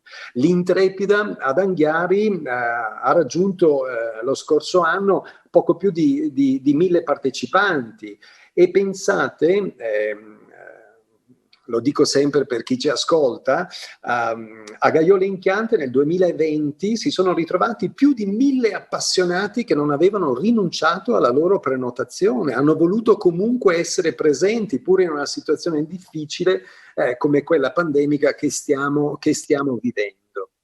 Le cliniche, le masterclass rappresentano, vado un po' di corsa perché so che i tempi tecnici sono importanti, le cliniche e le masterclass rappresentano un'altra occasione di coinvolgimento per i ciclisti, per i cicloturisti, per i neofiti, proprio per migliorare la pedalata, per affrontare il mezzo meccanico, perché credetemi, qui lo dico da istruttore, non da guida cicloturistica, ci sono veramente dei turisti che pensano di prendere un mezzo di 25 kg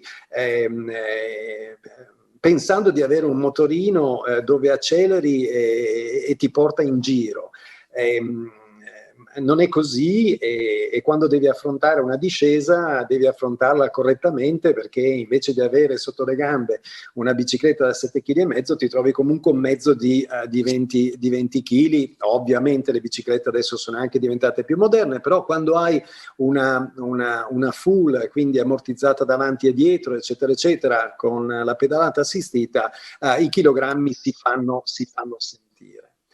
Porto qui case history sul territorio aretino, un case history che ha avuto successo alla recente TTG di Rimini.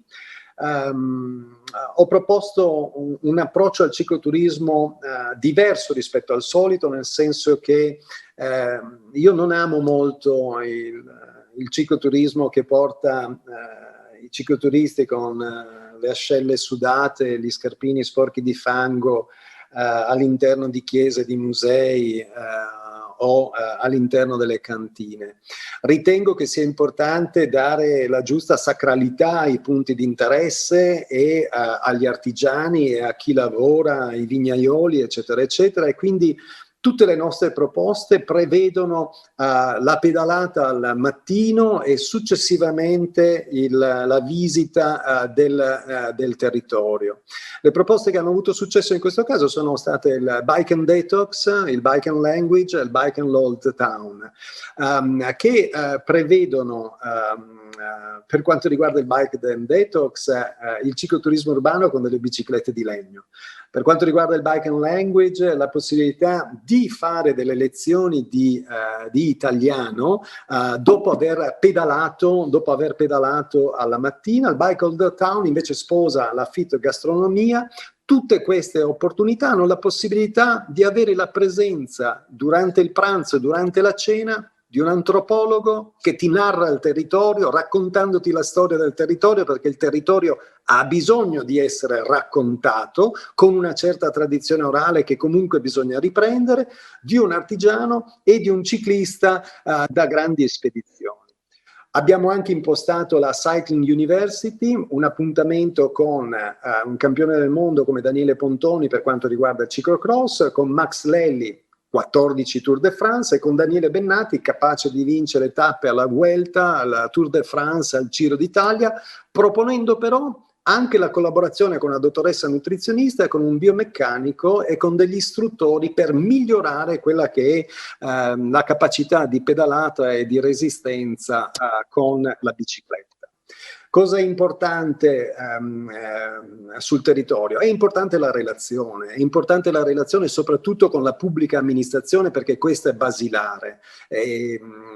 Quindi il cicloturista, quando trova la ciclabile, quando trova comunque il posto per prendere un treno, quando ha la possibilità di spendere dei soldi con il merchandising, ha sempre modo poi dopo di coinvolgere il suo seguito attraverso i social e quindi rendere questa sua esperienza fruibile anche al suo entourage.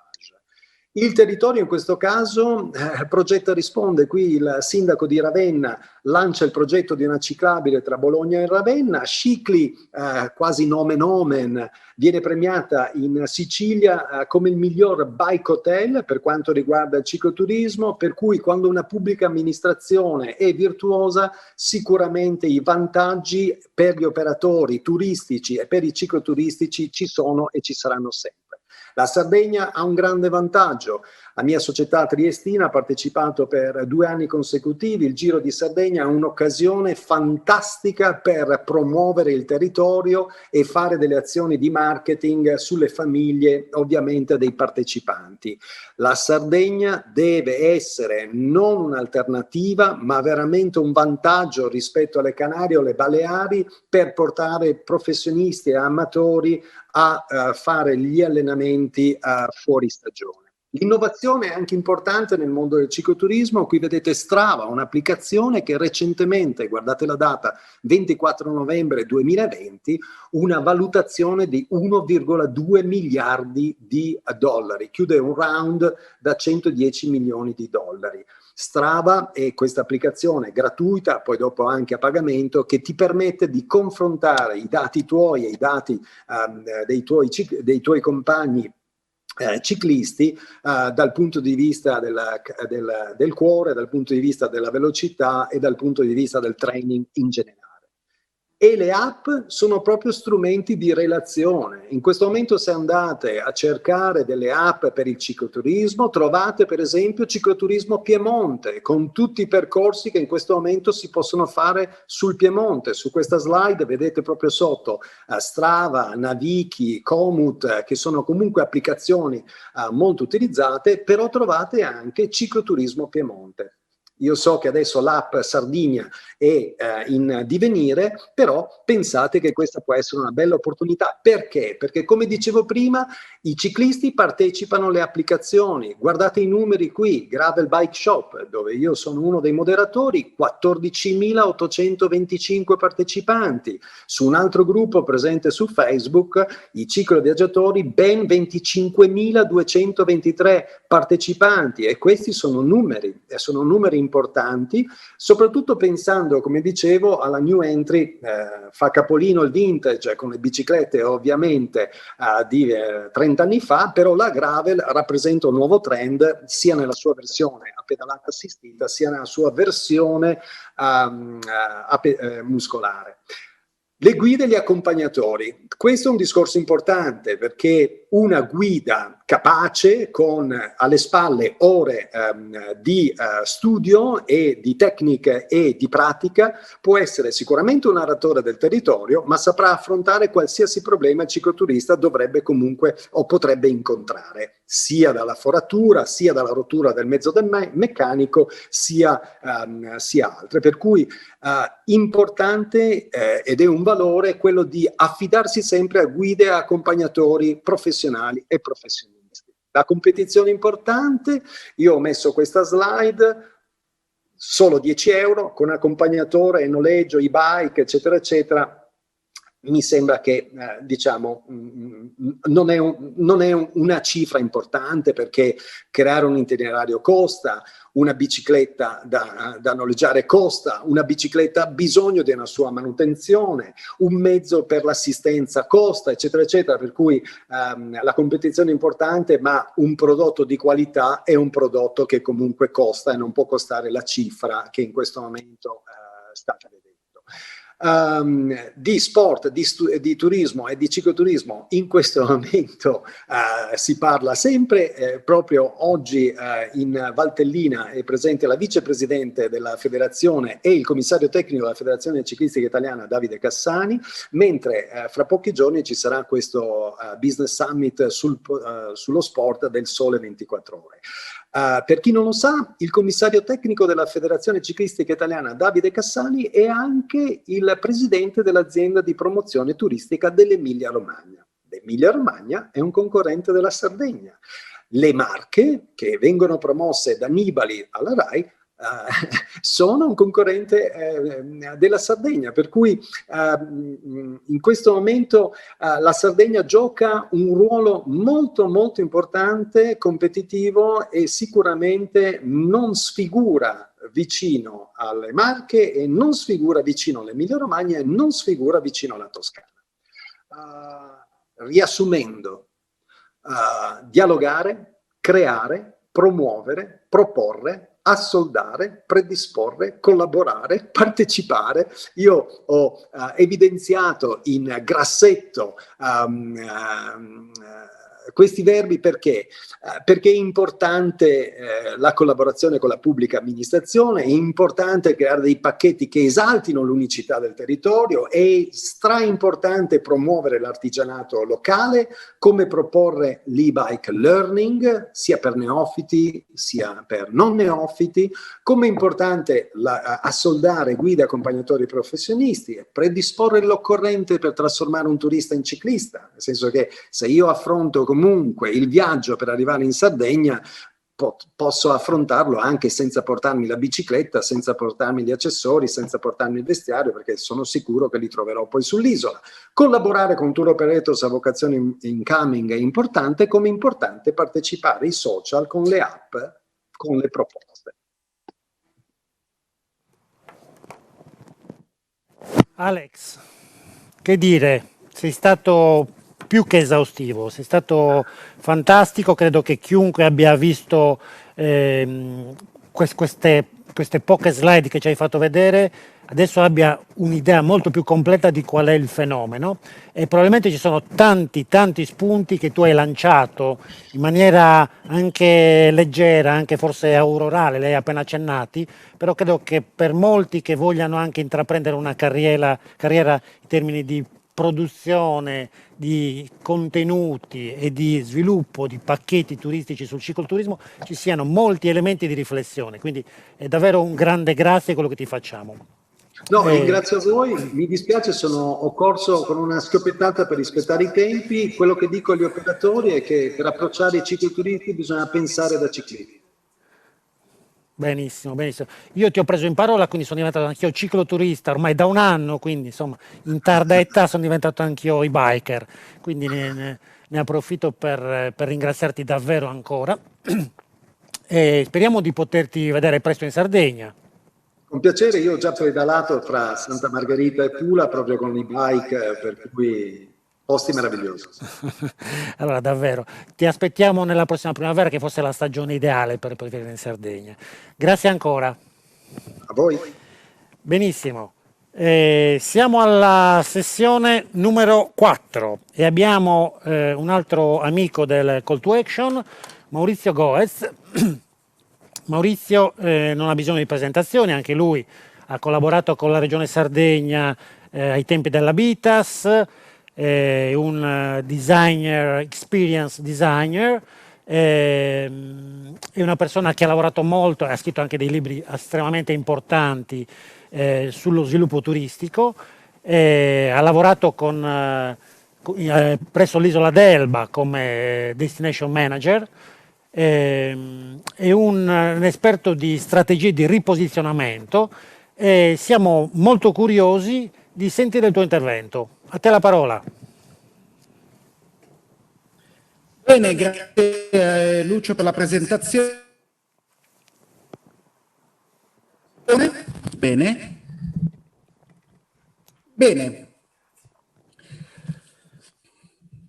Volevo introdurre alcuni spunti di riflessione per quello che possiamo aspettarci nella era del post-Covid in termini di sviluppo dell'offerta turistica, e quindi ho pensato di intitolare un po' questo intervento "Innovare l'offerta turistica dell'e-bike nell'era della ipersegmentazione e della personalizzazione", che saranno due caratteristiche che già stiamo vedendo e che gli operatori hanno già visto e che caratterizzeranno ancora di più l'ambito appunto del turismo e specificamente anche quello che riguarda il mondo dell'offerta cicloturistica e della e-bike in particolare.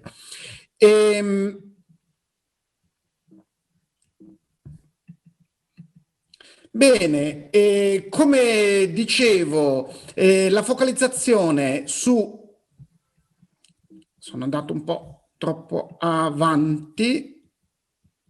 La focalizzazione su specifici target è un elemento che caratterizzerà quindi il turismo del futuro, che, come diceva Jacques, supererà il turismo di massa che oggi non è più sostenibile e che ha quindi la necessità di una maggiore personalizzazione, una maggiore differenziazione dell'offerta. Ma la focalizzazione su specifici target offre anche altri vantaggi, permette di ottenere dei premium price grazie alla capacità di proporre servizi mirati di qualità e rilevanti e quindi di differenziare l'offerta. Ma evidentemente c'è anche l'altro lato della medaglia, è che quando si lavora su nicchie e segmenti, diciamo, molto specifici, bisogna quindi andare in profondità e osservare con grande attenzione anche i cambiamenti in atto e che hanno luogo in maniera estremamente veloce, e quindi monitorare quindi i segmenti che ci interessano e anche il formarsi di nuovi segmenti diventa quindi un elemento molto importante. Quindi ciò che caratterizzerà quindi il turismo del futuro sarà la ipersegmentazione, dove la centralità della conoscenza profonda dei diversi segmenti diventerà un elemento di estrema importanza. Quindi da questo punto di vista è molto importante addestrare la competenza di osservare quindi i cambiamenti in atto attraverso quindi l'analisi etnografica o altri strumenti, diciamo, di rilevazione, in cui vedere e osservare conversazioni nelle community online, perché questo permette di superare rigidi schemi di segmentazione e comprendere in profondità quali sono i pain point legati quindi a malcontenti rispetto all'offerta attuale, ma anche di vedere quali sono i desiderata attraverso quindi l'analisi delle conversazioni, al fine di creare strategie di offerta e strategie di comunicazione indirizzate a specifici segmenti. Quindi osservare gli elementi rilevanti e comprendere a cosa prestare attenzione dinamicamente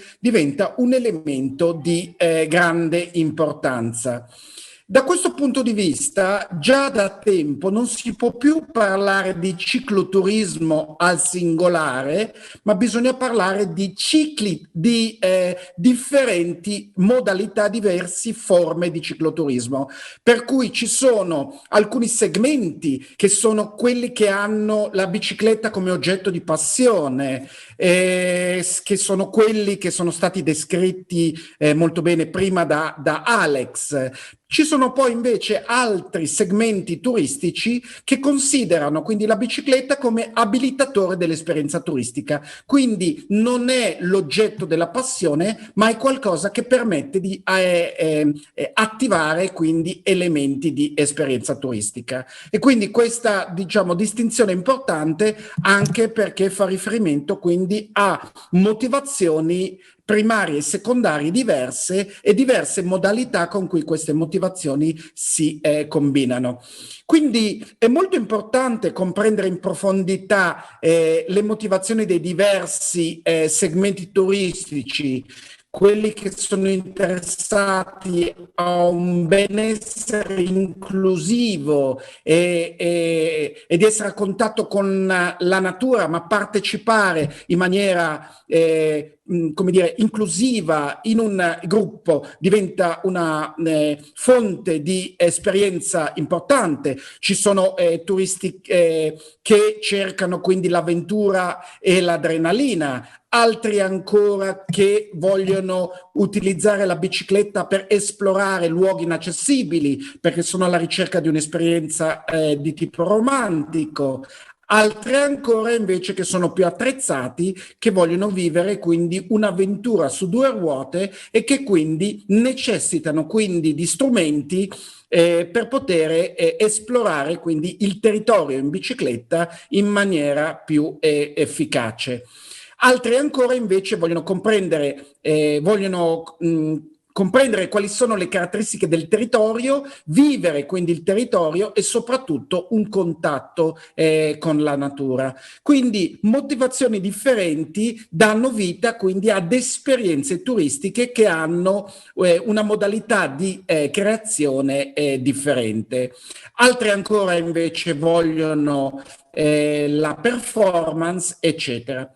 Da questo punto di vista, però, risulta anche molto importante sviluppare una chiave di lettura territoriale, sia che parliamo quindi di esperienze di operatori turistici che hanno la necessità di differenziarsi da altri concorrenti, sia dal punto di vista dello sviluppo di una offerta turistica che sia realmente sarda e che abbia quindi degli elementi che la caratterizzano e la differenziano rispetto ad altri territori.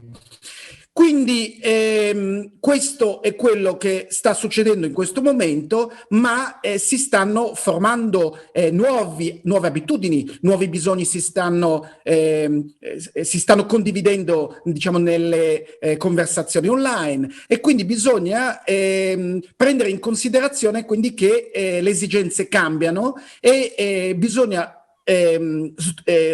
sviluppare degli strumenti come dei radar per poter capire che cosa sta succedendo in chiave dinamica ai differenti segmenti di nostro interesse.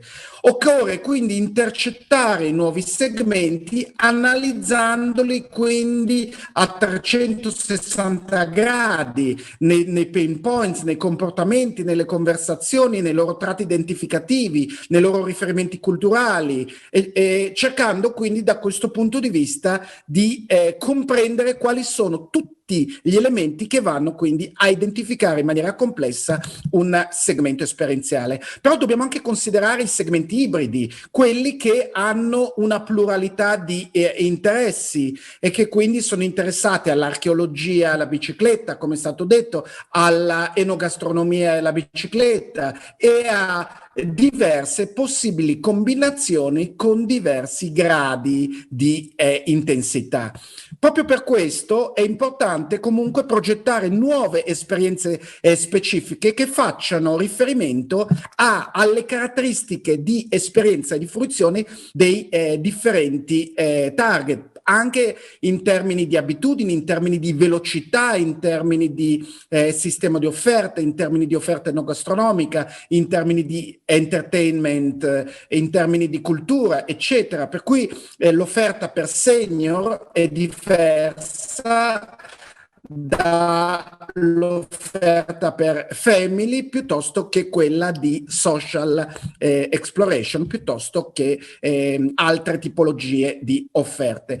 Ma è importante anche riuscire a innovare sui segmenti turistici in maniera tale da arrivare prima di altri. Per esempio, combinare offerte come il volunteering con il cycling, cosa che sta facendo brillantemente il Regno Unito, e quindi cercare nuove modalità di creare offerte turistiche integrate. Bisogna proprio integrare l'offerta tematica esistente, perché oggi la Sardegna ha differenti offerte, l'archeocycling per esempio, ma che necessita di una maggiore integrazione, dove cultura, enogastronomia, offerta turistica vengono quindi integrati maggiormente, offerta museale vengono integrati maggiormente e non offerte in maniera separata come ancora avviene. Quindi il problema non è soltanto legato al problema della analisi dei target piuttosto che della creazione dell'offerta, quanto uno dei grossi problemi riguarda il processo di integrazione dell'offerta in maniera tale che si crei questa esperienza senza soluzione di continuità. Naturalmente oggi il turista chiede anche esperienze estese, quindi ci sono interessanti esempi di esperienze che sono pre-experience nel territorio e post-territorio, utilizzando quindi in continuità narrazione, realtà aumentata e altre, diciamo, modalità che costruiscono un flusso unico di esperienza prima, durante e dopo il viaggio. Naturalmente, per poter parlare di esperienza, noi dobbiamo essere in grado di attivare ecosistemi esperienziali anche alla luce delle nuove tecnologie che stanno emergendo, in maniera tale da poter integrare sistemi tecnologici, i diversi attori della filiera con i sistemi di offerta in un'ottica esperienziale dove il turista è al centro. E quindi un punto di partenza è di costruire progetti di coimmaginazione dove vengono messi a sistemi, anche fin dal processo di ideazione, attori che provengono da ambienti diversi, attori che vengono dal mondo enogastronomico, attori che vengono dal mondo della cultura, attori che vengono dal mondo sportivo e dell'accoglienza. Spero di essere rimasto nei tempi, ho fatto un pochino una corsa per poter come dire, stare nei tempi e sono un pochino affannato, ma sono a vostra disposizione se ci sarà il tempo per rispondere alle vostre domande. Grazie Maurizio. Sì, abbiamo tra l'altro una novità, a fianco a me c'è un giovane docente universitario, no, c'è Antonio Usai, il professor Usai, che nel frattempo si è spostato. Maurizio, buongiorno, ho ascoltato con grande interesse la sua presentazione, sempre tutto molto stimolante. Poi per me, che quest'anno ho avuto l'incarico al Dipartimento di studiare un nuovo corso in Design Thinking for Tourism, quindi ci occuperemo di implementare queste nuove tecniche di definizione e sviluppo del prodotto, cercando di instillare queste idee di creatività. Quindi sentir parlare qualcuno di design del prodotto turistico, ancorché concentrato su un tematismo, è sempre stimolante. E quindi, parlando con Lucio, lo scambio di battute, mi veniva subito in mente che gli operatori accolgono sempre con un po' di diffidenza la novità. Quando parliamo di design thinking applicate al turismo, la prima cosa che mi dicono è: ma serve o è una varia ed eventuale? E io cerco di far capire che stiamo parlando di creatività al servizio del prodotto. Oggi lo abbiamo declinato anche nello specifico su questo tema, però un consiglio pratico, ecco, dobbiamo dare ai nostri operatori sempre quell'elemento pratico in più per avviare un percorso.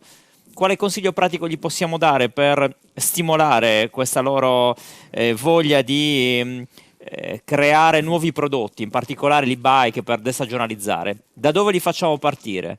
Domani devono confrontarsi con la nuova idea di prodotto, da dove partono? Questo è quello che poi ci viene chiesto nella pratica.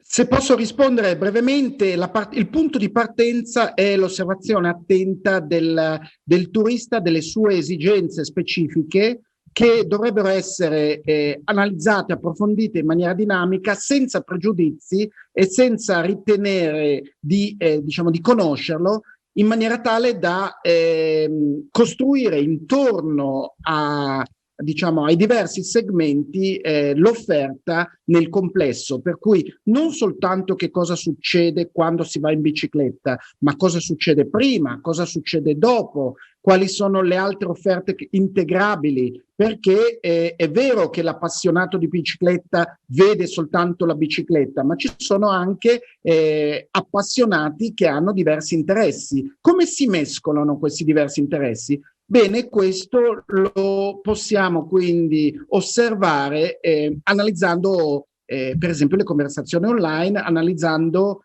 come le diverse persone si esprimono e ci mostrano quali sono i loro interessi. Grazie Maurizio. Proprio un flash, se tu dovessi dire ad un operatore qual è il modello che in questo momento ritieni essere quello più interessante, un modello italiano, può essere la Toscana, o ci spostiamo verso le Baleari, verso la Spagna? Qual è in questo campo un modello da seguire? Ma probabilmente non c'è un modello da seguire.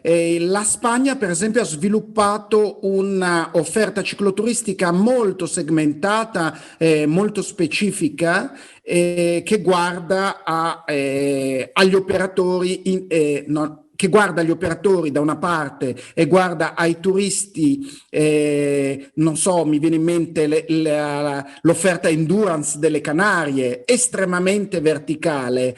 E quello che invece possiamo fare noi è offrire quindi la varietà e l'integrazione di offerte turistiche. Ancora, per esempio, io non ho visto un'offerta integrata tra benessere e sport, tra sport e enogastronomia, tra sport e cultura e quant'altro. E diciamo è questo tipo di integrazione probabilmente che su cui noi potremmo in questo momento agire. Ottimo, ottimo. Sembrano, diciamo, considerazioni assolutamente interessanti e spero siano utili. Tutti stimoli interessanti per i nostri operatori. Bene, Maurizio, davvero grazie, sei sempre molto prezioso, quindi speriamo di averti ancora con noi nella prossima edizione 2021 del Call to Action. Ti ringraziamo ancora. Ciao, a presto. Vedo sullo schermo Robert Piattelli, non vedo ancora Gianluigi Tiddia, ma credo che stia per apparire magicamente. Però ci sente, credo. Ci sente? Benissimo. Robert, so che avete due ospiti assolutamente interessanti. Abbiamo Marcello Usala e Noemi di Schidadolo, giusto? Sì, esatto, sono loro due e ora fra un po' li vedremo a video. Intanto devo dire che avevo pescato il bastoncino più corto e mi era toccata a me Marcello Usala, e invece a Gianluigi, che vedo in video, era toccata a Noemi. Sono due storie molto belle. Gianluigi inizierà presentandole, e soltanto una considerazione che poi abbiamo fatto con i nostri due ospiti ieri durante la nostra gradevolissima prova di ieri pomeriggio, è che senza passione sto lavoro non si può fare, non c'è niente da fare. Nel senso, quindi Marcello ci parlerà del suo sliding doors, che è un ginocchio. Da un ginocchio è partito tutto. E Naomi anche lei ha una bella storia, ma sono due grandi professionisti, e questo mette Gianluigi un altro tema, che l'innovazione non è soltanto tecnologica, è innovazione di prodotto, è capacità di entrare in fasi antifragili. Il 2020 ha imposto tutti un cambiamento di mentalità, di alzare delle asticelle che prima erano impensabili, insomma. Per superare questa fase ed entrare in un next normal si dovrà fare il salto il record del mondo del salto con l'asta, secondo me. Comunque, Gianluigi, a te. Sì, buonasera, sono molto contento di presentare due esperienze veramente interessanti e molto significative, come diceva Robert, soprattutto per la fatica e lo spessore professionale che c'è dietro. Tantissima energia, tantissimo lavoro, tantissima collaborazione anche per la creazione di un prodotto turistico veramente di livello. Partiamo subito con Naomi, che ci racconta la sua esperienza e il suo essere, diciamo, sarda, diciamo, per scelta. Prego Naomi, raccontaci pure. Microfono.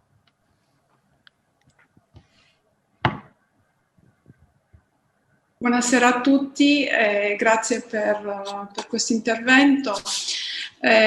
Sì, io sono anglo-sarda perché sono di origine inglese ma nata in Sardegna, e quindi si sposano le due culture secondo me perfettamente bene, le qualità di ogni cultura, sia quella sarda che quella anglosassone. Io entro in questo settore innanzitutto per la passione per la bici, che è sempre stata per me un modo per conoscere il mondo attraverso il viaggio, e l'amore che ho per la Sardegna, quindi le mie radici adottive. E questo ha fatto sì che a 30 anni sono tornata in Sardegna, ho iniziato questa attività, diciamo con una formazione scolastica nel settore del turismo, ma ho iniziato la mia carriera a 30 anni collaborando con un tour operator inglese che mi ha formato su tutti i campi, sia nella progettazione di itinerari qua in Sardegna e nel resto del mondo, sia in tutto quello che comporta anche la formazione delle guide, il marketing, la conoscenza dei prodotti, delle esigenze dei clienti, le esperienze che cercano. Questa esperienza ventennale mi ha portato a crescere insieme a questo tour operator e a creare la società che adesso dirigo qua in Sardegna, con sede a Cagliari, che si chiama Skidaddle Italia.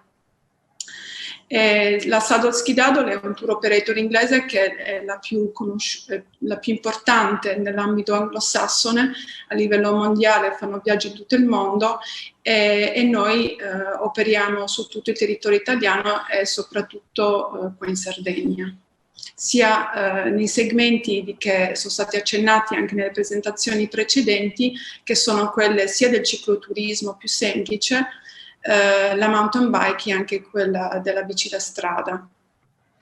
Quindi ecco qua. Ecco, Naomi, raccontaci velocemente quale tipo di prodotto hai creato e che tipo di, come lo ricerchi il tuo cliente. Ci hai raccontato a me, a Robert, di come in sostanza ritagli proprio la vacanza come un vestito intorno al tuo cliente, che è prevalentemente del mercato inglese. Sì, allora bisogna dire innanzitutto che tutto si basa su quello che è stato già esposto come principi di sostenibilità e di responsabilità. Quindi l'idea di fare conoscere ai nostri clienti quella che è l'essenza della Sardegna, i percorsi, i territori meno conosciuti, venire a contatto con le persone, fare conoscere i vini, fare conoscere la cultura e la storia.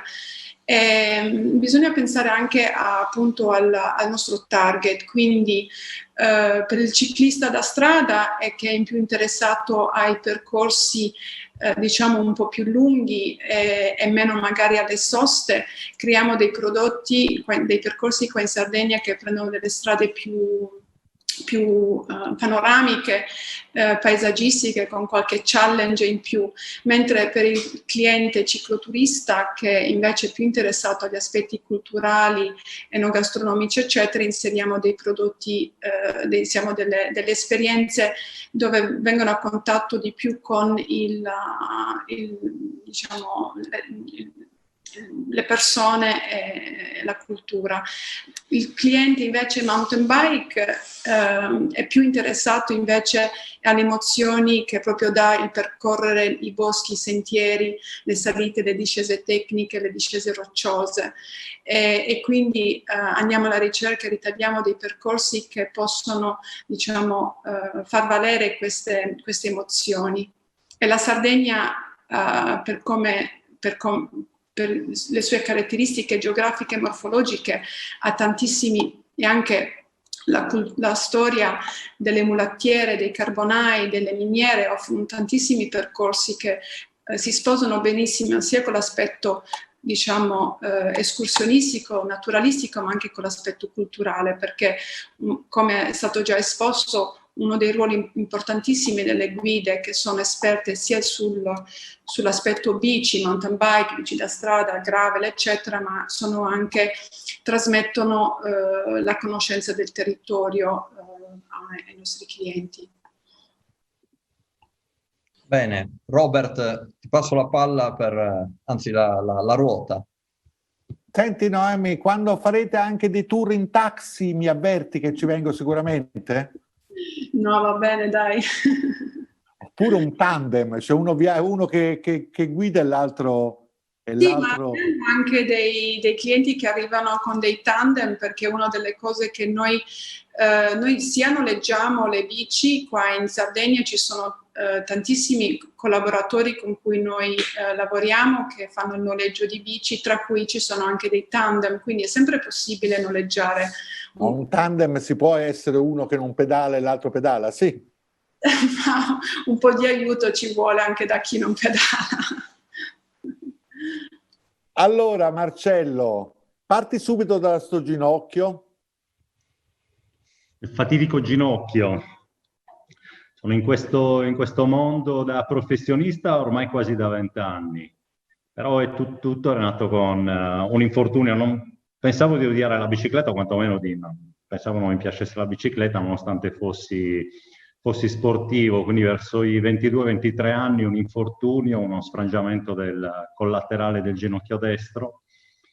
Mi aveva imposto lo stop a tutte le attività sportive, annoiato, su consiglio del fisiatra, poco convinto, presi una bicicletta da 180 euro, se ricordo bene, alla Città Mercato, e nel giro di 3 mesi sono impazzito per questo mondo.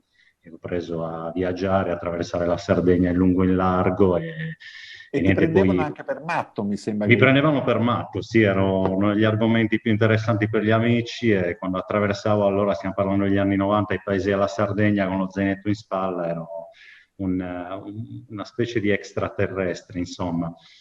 Allora, raccontaci Marcello delle differenze del modello di business fra il tuo e quello di Naomi. Innanzitutto direi, di base ci sono delle somiglianze riguardo la costruzione, l'attenzione nella costruzione dell'esperienza.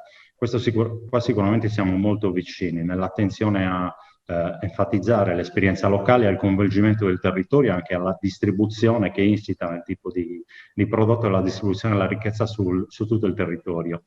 Come prodotti sono differenti innanzitutto come mercati di riferimento. Noi come Mediterras, la nostra agenzia, siamo posizionati sui mercati principalmente nordamericani, quindi Stati Uniti e Canada, e poi Australia e Sudafrica. Questi sono fino alla crisi Covid i nostri mercati principali, e quindi in virtù di questo anche l'offerta è differente. Noi poi come struttura del prodotto ci siamo sempre specializzati nel prodotto personalizzato, costruito su misura. Come ha anticipato il dottor Goetz, è un mercato molto complesso quello del cicloturismo, veramente, a prescindere dalle tipologie di bicicletta, e quindi che vanno dalla bici da strada, mountain bike, e-bike, gravel bike, bici da cicloturismo pura. A prescindere da questo poi c'è l'approccio alla vacanza, che è un approccio totalmente sportivo, un approccio dove la bicicletta è esclusivamente un mezzo di trasporto e la vacanza è una vacanza di scoperta del territorio.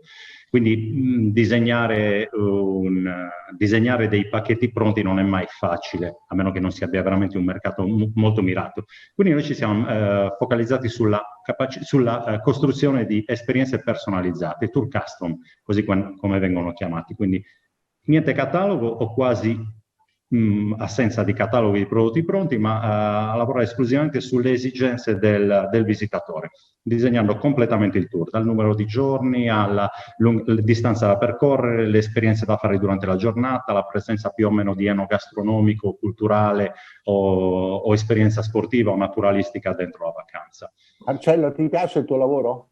Tantissimo. Speriamo di riprendere prestissimo. Vede, sì. Si sente. Senti, i tempi sono stretti, ci dai una cena, se poi rimani dopo le 7, poi facciamo altre domande, un altro 40 minuti.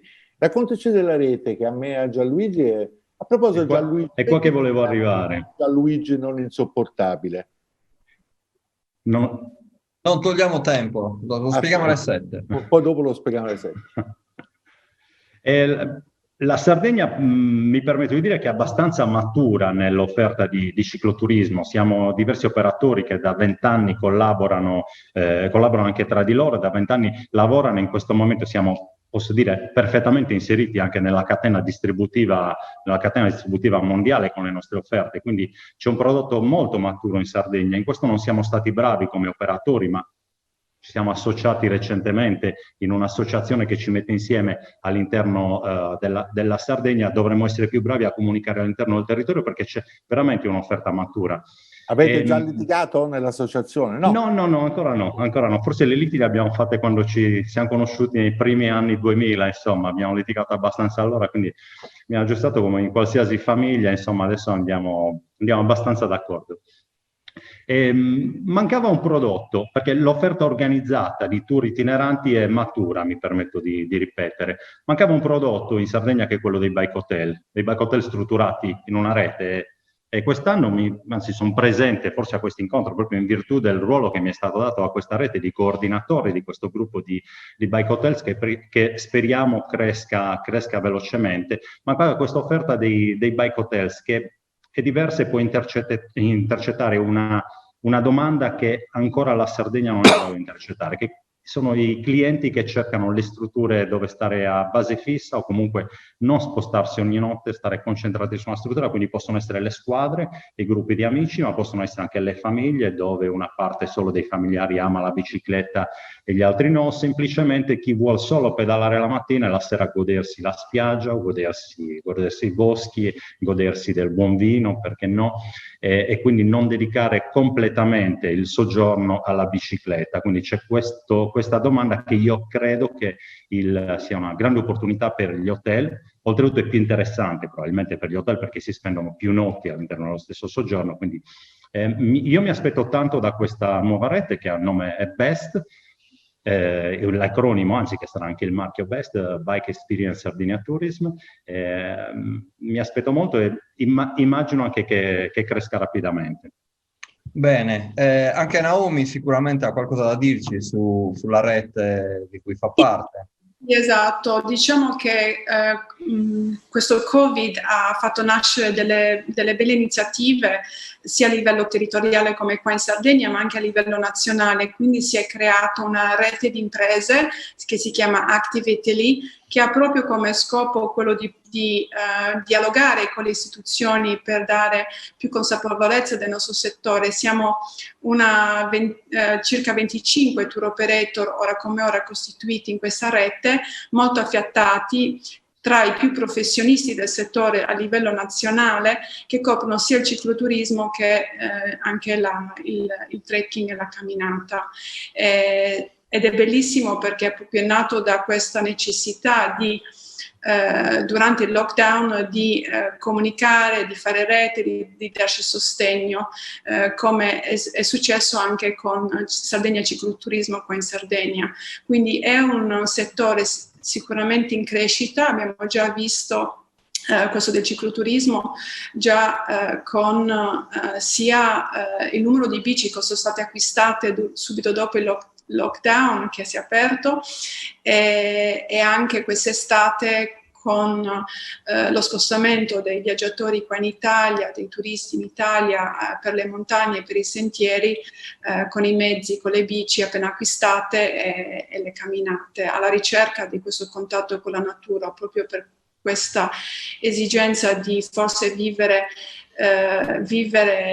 in un modo diverso dovuto appunto a questa crisi.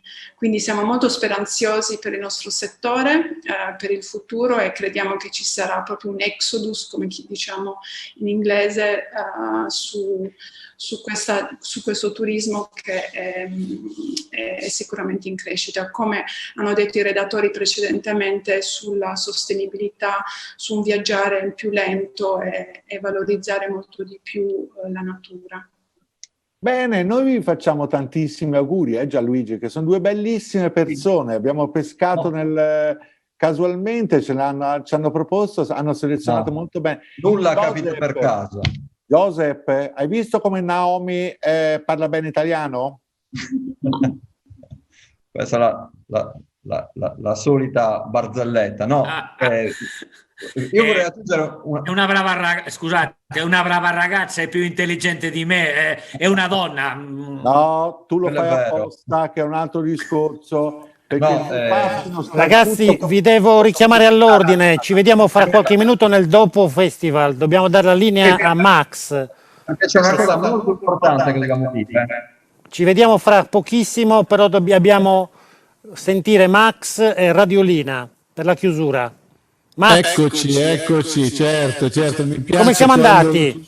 Richiama all'ordine, io lo vedo perché è un po' che lo conosco, quindi quando richiama all'ordine Lucio, aiuto, si salvi chi può. Allora, noi che vi abbiamo ascoltato, vi abbiamo apprezzato, io che sono stato con voi non vicino, perché in questo periodo nessuno può stare vicino, anche noi siamo separati in casa con Maria Assunta. Devo dire che è stata una bellissima esperienza. Siccome è l'ultimo appuntamento radiofonico, questo perché il 17 la radio non ci sarà, neanch'io che tornerò a casa dalla mia bella famiglia per trascorrere le festività di Natale, colgo l'occasione per farvi tanti auguri, tanti auguri a tutti quanti voi e a quelli che sono stati con noi nelle settimane scorse. Abbiamo anche degli altri appuntamenti da ricordare, puoi farlo tu Maria Assunta, giusto? Sì, dopo questo bellissimo appuntamento interessantissimo di tutti gli interventi, avremo sicuramente una chiusura su turismo delle disabilità e accoglienza dei bisogni speciali, per cui appuntamento al 17 dicembre alle 17 con altri relatori per scoprire quali sono gli altri attrezzi da utilizzare per questo segmento. Ecco, e siccome siamo stati bravi, io e Maria Assunta è nata una coppia radiofonica, abbiamo avuto delle offerte di lavoro, quindi vi faremo sapere nei prossimi giorni cosa succederà, ma intanto ringraziando gli ascoltatori e anche Cristian Lazzara per la regia qui a Olbia e Simon Luca nella sede di Cagliari, ancora grazie a voi, a Lucio, a te la linea, grazie. Arrivederci a tutti. Bene, Max, Maria Assunta, grazie a tutto lo staff. Siamo in chiusura, Antonio, abbiamo assolto al nostro compito. Noi abbiamo l'obiettivo di raccogliere idee, spunti, suggerimenti, credo che anche oggi abbiamo portato a casa tanti spunti, tante idee. Poi quando si parla di sostenibilità e turismo attivo c'è una prateria di opportunità. Io credo che oggi gli spunti arrivati dai nostri amici siano stati interessanti, vanno colti anche nelle battute della tavola rotonda coordinata da Robert e da Gianluigi. Abbiamo potuto cogliere questa voglia in Sardegna di fare novità, di creare nuovo prodotto, di farlo sia nel cicloturismo ma nella sostenibilità in generale. E allora possiamo lavorarci tutti insieme, lo stimolo c'è per tutti i nostri operatori, non possiamo che fargli in bocca al lupo. Questo è il momento giusto e credo che seguendo tutte le informazioni che abbiamo condiviso nelle diverse edizioni del Call to Action non potranno che avere quella cassetta degli attrezzi che piace tanto a Robert e che finalmente però dovranno mettere in pratica, Lucio. Quindi ci auguriamo adesso di avere una grandissima offerta di prodotto, di un prodotto nuovo che vada nella direzione di aiutare la Sardegna in questa fase complicata che però abbiamo detto oggi ci auguriamo finisca presto. Bene, tante idee sul tavolo, speriamo davvero che possano essere dei semi che possano poi germogliare. Andiamo sul dopo webinar. Gianluigi, che domande arrivano dalla rete? Che sensazioni hai avuto? Allora, sensazioni, un buon riscontro, tanta attenzione anche sul tema della sostenibilità, che è visto non solamente legata al territorio, cioè all'ambiente, ma in senso più ampio e quindi per esempio sull'overtourism come è stato citato, ma anche su quanto per esempio le tecnologie possano portare sostenibilità, aiutare la sostenibilità o addirittura invece condizionare l'insostenibilità. Alcune domande legate per esempio sui voli, quanto il cicloturismo, quando uno si vuole portare il proprio mezzo, perché sappiamo che i ciclisti sono particolarmente affezionati al proprio mezzo che si sono pagati con fatica, quanto è complicato trasportare il proprio mezzo sugli aerei, sulle navi, magari meno, e sui treni. Ecco, quanto questo potrebbe rispondere Gianluigi sia Marcello che Naomi, che mi immagino che siano problematiche e le capitano spesso di dover gestire. Sì, allora, la maggior parte dei nostri clienti viene con la propria bici ed effettivamente a seconda della compagnia aerea questo può essere problematico per una questione di limite di spazio delle borse bici sui voli, sul trasporto e anche i costi. Quindi questo abbiamo trovato che alcune linee aeree hanno un limite di quante borse bici loro possono trasportare, quindi questo è sicuramente causa dei problemi. Sul tema della e-bike e il trasporto della e-bike su voli, la cosa si complica ancora di più, non soltanto per il peso dell'e-bike, ma anche per il trasporto delle batterie. Quindi quello che stiamo vedendo nascere in alcune regioni italiane, per esempio, e anche all'estero, è la possibilità di noleggiare solo le batterie in loco. E quindi uno viaggia con la propria e-bike, col volo, e poi in loco noleggia solo la batteria che è disponibile per quella tipologia di bici. Marcello? Okay. Il problema si pone soprattutto per i grossi gruppi, magari in occasione di eventi a cui possono partecipare anche 100 cicloturisti contemporaneamente. Là si pongono dei problemi seri, perché su 100 magari 40-50 vogliono portare la propria bici, e quindi là ci sono problemi seri, bisogna inevitabilmente prendere la nave, venire via nave. Molte compagnie aeree avevano il limite addirittura di 5 bici per velivolo, o addirittura è difficile programmare in anticipo, perché la risposta è sempre in funzione dell'occupazione del volo e quindi della presenza di altri bagagli ingombranti, e quindi è difficile programmare. Una cosa che non abbiamo detto è che queste sono vacanze che si vendono spesso con largo anticipo, anche di un anno e mezzo, quindi c'è necessità di programmare anche una logistica complicata. Posso dirti, Marcello, sì, una cosa che hai raccontato a noi, anche a un alto tasso di redditività, diciamo. Assolutamente, questa è una cosa importante, che dal nostro punto di vista sposa anche come dire, la necessità del monitoraggio delle capacità di carico delle destinazioni, perché il cicloturismo in questo momento è un turismo non ancora di massa, ma che si avvicina rapidamente a diventare un turismo di massa, quindi è un argomento che prima o poi bisognerà affrontare seriamente. E l'unico modo, come dire, democratico, in qualche modo democratico, che si può vedere per gestire questo è che il cicloturismo crei reale ricchezza.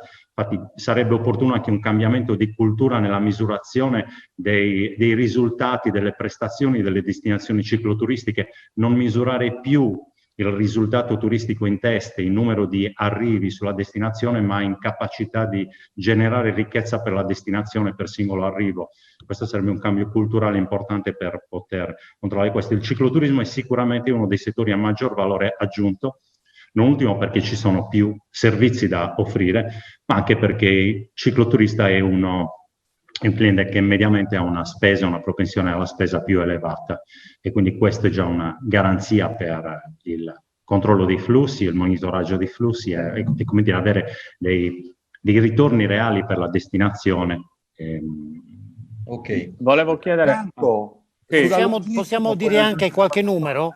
Rispetto ai 80, 100, 110 euro di un turista normale, giorno, possiamo parlare? Allora, i mercati sono molto differenti. Partiamo dal mercato tedesco, che forse è quello con numeri più alti, ma la minor propensione alla spesa. Non conosco bene il mercato italiano, non sono in grado di segmentarlo, però sul mercato internazionale sicuramente quello tedesco è quello che ha numeri più alti come numero di viaggiatori, cicloturisti viaggiatori, ma la minor propensione alla spesa. Comunque stiamo parlando di, secondo la tipologia di offerta, quindi nel self-guided, stiamo parlando di una spesa media di 900 euro alla settimana, sono i più bassi, nel guidato 1500 euro alla settimana.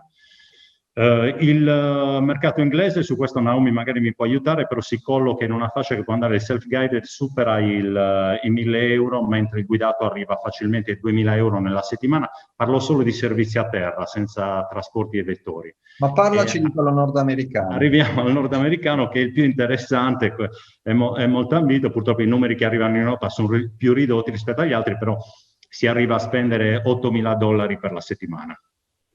Io volevo chiedere una cosa, anzi due, una ai due, diciamo, operatori, a Marcello e a Naomi che stanno in Sardegna, e poi invece un'altra domanda ad Alessandro e Maurizio che non so, insomma, che stanno fuori, quindi non so quanto conoscono la realtà sarda. Intanto diciamo ai due sardi, chiedo secondo voi quale può essere in prospettiva l'iniziativa che diciamo già da qualche anno è in campo la Regione Sardegna legato al sistema delle piste ciclabili di livello regionale. Se intanto voi come operatori su questa attività siete stati coinvolti nella progettazione e nella realizzazione, che riguarda la realizzazione appunto di veri e propri itinerari e piste ciclabili tipo extraurbano, con l'individuazione di una serie di ciclofficine. Siccome siamo nella fase della pianificazione, delle prime realizzazioni, sono partiti i primi bandi, volevo sapere se c'era stata con voi o con la vostra associazione, con i vostri gruppi, un'interazione in merito, proprio perché su questo la Regione sta investendo parecchio. Ecco. Allora, inizio io, Naomi, se non ti dispiace.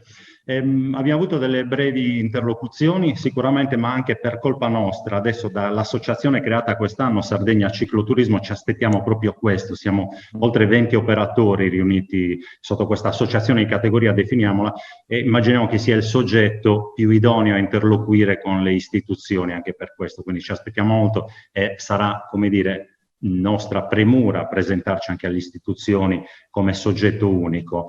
Quando è stata pianificata la rete ancora non eravamo così strutturati, però abbiamo avuto delle interlocuzioni, poi magari questa veniva anche in piena stagione quando siamo fuori. Purtroppo abbiamo una stagione, o per fortuna una stagione contrastante con la stagione ordinaria, quindi noi da maggio a giugno e settembre-ottobre siamo sempre via impegnatissimi con la stagione. Ora, la Sardegna naturalmente, sia per la bassa densità che per il numero di strade rurali e ex viabilità mineraria, abbiamo delle ciclovie naturali. Rimangono il grande problema nella viabilità cicloturistica, rimangono i poliurbani, dove è necessaria e indispensabile una viabilità dedicata in via esclusiva al ciclismo. La rete ciclabile la vediamo di buon occhio, perché siamo consapevoli di quanto incentivare la mobilità alternativa anche nella comunità ospitante aiuti a far percepire meglio alla comunità ospitante le esigenze del cicloturista come ospite. Sì, grazie. Sì, no, anche perché ho visto, diciamo, ho visto il progetto nella sua complessità, il piano nella sua complessità, e mi è sembrato molto interessante, naturalmente con una prospettiva non di breve periodo, ma di medio-lungo periodo.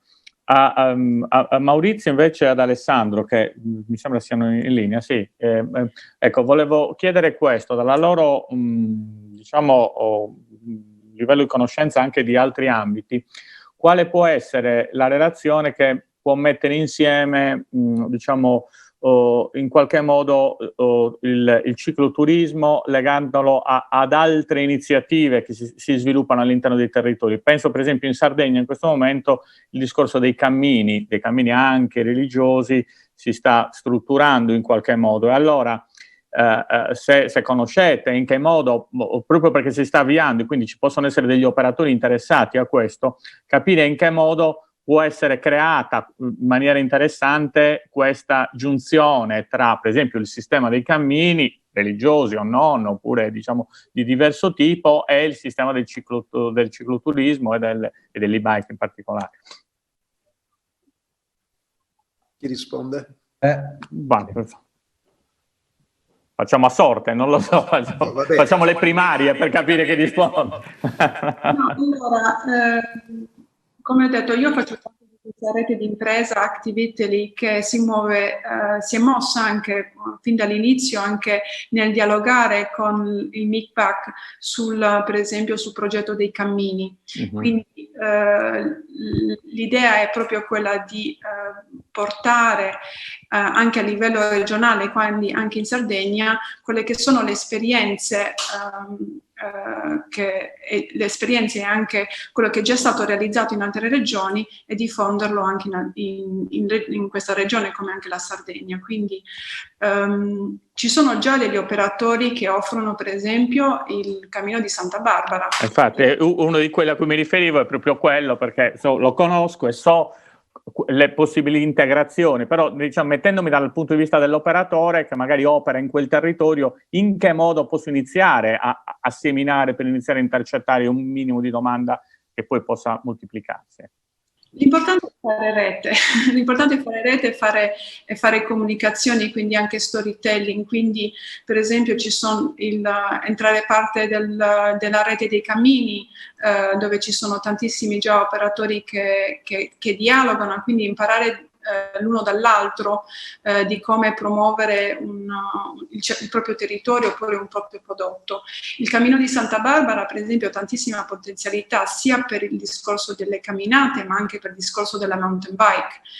Anche noi percorriamo alcuni tratti del Cammino di Santa Barbara in mountain bike con i nostri itinerari e chiaramente lo promuoviamo per i nostri clienti e facciamo conoscere questa realtà allo straniero. In particolare noi lavoriamo soprattutto con gli anglosassoni. E dà un plus in più il fatto di essere... È un plus in più, certo, è un plus in più anche perché, per esempio, noi facciamo anche la Via Francigena come percorso mountain bike e cicloturismo in Toscana, quindi un passaggio naturale per chi ama, diciamo, fare questi percorsi che sono come il Cammino di Santiago, per esempio in Spagna, la Via Francigena in Toscana. Il passaggio successivo è magari far conoscere il Cammino di Santa Barbara e diventa quasi un tema che seguono poi a livello internazionale. Ci sono un po' di domande anche dal pubblico. Corrado Conca, esperto di guida di... Parola a Maurizio. In Toscana e ad Arezzo noi abbiamo inteso approcciare, proprio per evitare l'overtourism, un cicloturismo d'alta gamma. Massimo 7 persone, massimo 8 persone, prodotto personalizzato, quindi guida nazionale, guida della federazione ciclistica, van, assistente, eccetera, eccetera, ma l'intento è di non far pedalare per ore e centinaia di chilometri cicloturisti. I cicloturisti hanno la possibilità di affrontare un percorso che da Arezzo magari li porta ad Anghiari. Successivamente li portiamo a mangiare, li riportiamo in albergo, fanno la doccia, vanno a mangiare in un Chateau Relais dove hanno modo comunque di apprezzare la cucina locale, e nel pomeriggio li portiamo poi invece a passeggiare all'Eremo della Verna. Quindi la possibilità di diciamo sgambare dopo aver pedalato alla mattina, ma di affrontare anche un cammino di 10 km, di 15 km, e quindi approcciare in questo caso Arezzo come hub, Anghiari in bicicletta e San Sepolcro, e quindi parte della Val Tiberina, per visitare altri luoghi. Alex, scusa se ti interrompo, Alex, ma che budget avete? Quanto li pagate per fare una cosa del genere? Pagate chi, perdonami? Questi che fanno la camminata, la bicicletta, le cose, ma è stancato. Guarda, credimi, allora io qui ho tre biciclette. Il valore delle biciclette comunque è un valore importante. Ci sono biciclette da 10, da 12.000 euro, eccetera, eccetera. C'è una nicchia, c'è un mercato molto importante, spendente. Noi non siamo dell'idea di massa. Prima abbiamo citato un tour operator da 8.000 euro alla settimana, classico ciclismo, ce ne sono altri, Backroads, eccetera, eccetera. C'è un mercato che può approcciare un cicloturismo sul territorio in maniera diversa, che è quello che noi stiamo in questo momento proponendo, e lo vogliamo racchiudere nelle 7 o nelle 8 persone, perché così c'è la possibilità di creare empatia immediata con l'artigiano, con l'antropologo. Noi abbiamo un antropologo che ha 25 metri su Wikipedia, che è Giovanni Caselli, che è stato in Inghilterra per tantissimi anni. Quindi quando lui ti narra la storia del territorio, parte dai Romani, gli Etruschi, eccetera, eccetera, ti dice che ad Arezzo c'era un porto, e lo sappiamo in 5 che ad Arezzo c'era un porto. Quindi la possibilità di approcciare un turista, perché credete, i cicloturisti non è solo gente che va a pedalare, fa 100 km, eccetera, eccetera, così sudando, e sono tribù diverse, c'è qualcuno che interessa l'archeologia, c'è qualcuno che interessa approfondire l'enogastronomia, ma io vorrei evitare di avere un cicloturista, per questo voglio rivolgermi a un target, desideriamo rivolgerci a un target alto, perché quando uno gusta un sassicaia non lo può fare con gli scarpini sporchi di fango buttandosi sul grano e le patatine, cioè non ha senso. Cioè, bisogna dare una sacralità a queste persone e credimi, noi non li paghiamo. Come tour operator sai benissimo che lavoriamo con un 27% di commissione, 25, 28, eccetera, eccetera, però c'è una nicchia di mercato. Quindi, per rispondere a Fancello, noi cerchiamo di offrire questo tipo di esperienza, ce l'abbiamo nel pacchetto Old Town, e predisponiamo delle visite sia nel Casentino sia... Alex, io scherzavo, No, ma anch'io, ma mi prendi serio perché sono con la tutina. Sto parlando per me, insomma, finché non tirate fuori qualche cosa di molto comodo e poco faticoso. Io ho già il taxi con scritto Robert. Esatto. Gianluigi, ci deve qualche cosa Maurizio? Sono parecchie domande legate per esempio ai bike hotel. Quali sono gli elementi indispensabili per essere considerati appunto bike hotel? Magari questo possono spiegarlo Marcello o Naomi. Però c'è una domanda interessante sulla pianificazione che magari possiamo girare a Maurizio, legata anche a quello che poi è saltato fuori nella chiacchierata privata con Marcello, che loro vivono in una rete di prodotto che non è solo la Sardegna, perché spiegava che il cicloturista solitamente non va regolarmente nella stessa destinazione, ma gli piace proprio variare, e quindi è attivata una rete proprio nel Mediterraneo dove si scambiano, diciamo, i turisti. Quindi quanto alla pianificazione sia delle infrastrutture che anche del prodotto, e quindi integrato con altri, con un prodotto proprio di rete extra sardo, può essere determinante per essere ancora più competitivo. Prego. Microfono.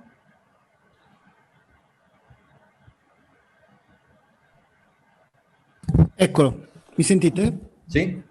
Dunque, il tema della pianificazione è un tema importante. Il settore diventa sempre più complesso, diventa sempre più sofisticato. Quindi, a parte il discorso legato alle attività, è molto importante anche capire come sono cambiate le competenze nel tempo. Da questo punto di vista, negli ultimi 20 anni praticamente è cambiato quasi tutto.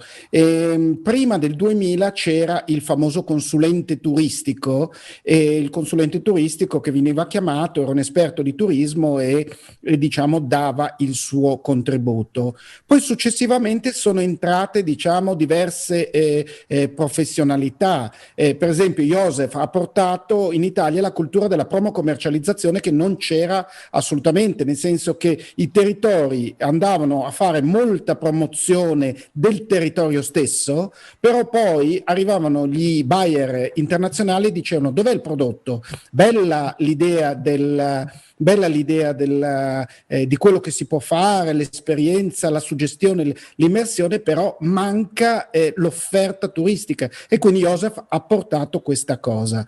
Io circa 10 anni fa ho portato la progettazione e il design dell'esperienza turistica, mutuandola un pochino dalla user experience e dal design thinking che non c'era, e quindi diciamo che è una cultura che ho portato 10 anni fa. Ma nel frattempo anche quello che oggi chiamiamo progettazione dell'esperienza turistica è cambiata, diciamo, profondamente, perché ci sono ulteriori quindi specializzazioni, cioè ci sono gli specialisti verticali di prodotto con cui non possiamo fare a meno di lavorare, che conoscono, abbiamo parlato prima del biking, pensate quindi a quante difficoltà legate alle diverse tipologie di bicicletta che cambiano costantemente, pensate quindi soltanto a gestire l'evoluzione dell'offerta delle diverse biciclette, delle diverse batterie, delle diverse tecnologie che ruotano intorno alla bicicletta, i wearable device, tutta la parte di abbigliamento e quant'altro, e quindi è evidente che non ce la può fare da solo. Poi ci sono quindi specialisti di mercato che conoscono molto bene la Cina, che conoscono bene quindi il mercato statunitense, che conoscono bene la Russia e quant'altro, e che quindi vanno poi ci sono quindi quelli che si occupano, diciamo, dell'integrazione del sistema di offerta, ci sono quelli che si occupano di infrastrutture, ci sono, pensate, quelli che si occupano di dietologi, che per esempio si occupano delle diverse forme, e io diciamo quando ho lavorato su un'offerta biking, le diverse modalità di colazione delle diverse tipologie, diciamo, di ciclista, e quindi a che ora si alzano, quando si alzano, che tipo di calorie devono avere, quanto tempo prima devono mangiare rispetto alla performance. Poi ci sono quelli che gestiscono la relazione con i circuiti, l'avete detto prima, il ciclista piuttosto che ogni operatore non vive isolatamente, ma è inserito quindi in circuiti internazionali, quindi ci sono professionisti che gestiscono soltanto diciamo questo tipo di attività. Io ultimamente mi sono ulteriormente specializzato nella fase di ideazione, e quindi ho creato adesso una nuova disciplina, se vogliamo, dopo il Tourist Experience Design, che è l'imagination design. E quindi io mi occupo di due cose fondamentalmente. La prima è capire quali sono le tendenze di futuro, per cui prendendo elementi dai foresight, dai future study, dallo speculative design, e dall'altra parte come funziona il processo ideativo per la costruzione di nuova offerta. E quindi oggi non mi chiamano paradossalmente più per fare tutta la progettazione dell'esperienza, ma lavoro in team complessi, dove fondamentalmente ho approfondito in maniera iper specializzata questo tipo di attività. Questo giusto per dire cosa è cambiato negli ultimi 20 anni. Con quest'ultimo intervento abbiamo raccolto ancora altre informazioni, direi che è stata una giornata straordinaria. Assolutamente, dobbiamo ringraziare tutti i nostri interlocutori, il comitato scientifico, diamo a tutti appuntamento fra 7 giorni, parleremo di un altro segmento estremamente importante, parleremo di disabilità e bisogni speciali, è un tema su cui abbiamo una elevata sensibilità, ci teniamo tanto a far sì che questo segmento possa avere la giusta luce e che ci siano degli operatori che possano lanciarsi in questo settore e trovare dei servizi adeguati. Anche perché è un settore con grandi potenzialità, sia dal punto di vista del valore sociale ma anche dei numeri. I nostri operatori sono attenti al sociale ma anche allo sviluppo del business, e sappiamo che ogni persona con disabilità o necessità speciali ha intorno a sé una comunità che può variare da 5 a 10 persone, con poi una catena esponenziale per tutti coloro che sono particolarmente sensibili al tema senza esserne direttamente interessati. Quindi anche in questo caso la Sardegna deve crescere molto, però mai come con le opportunità offerte da Call to Action possiamo condividere degli strumenti che servono realmente per la crescita. Benissimo, quindi davvero grazie a tutti, allo staff, ai tecnici, ripeto, al comitato scientifico e ai nostri interlocutori, Alex, Noemi, Marcello, Maurizio. Buona serata a tutti e grazie ancora. Buona serata. Ciao a tutti. Ciao a tutti.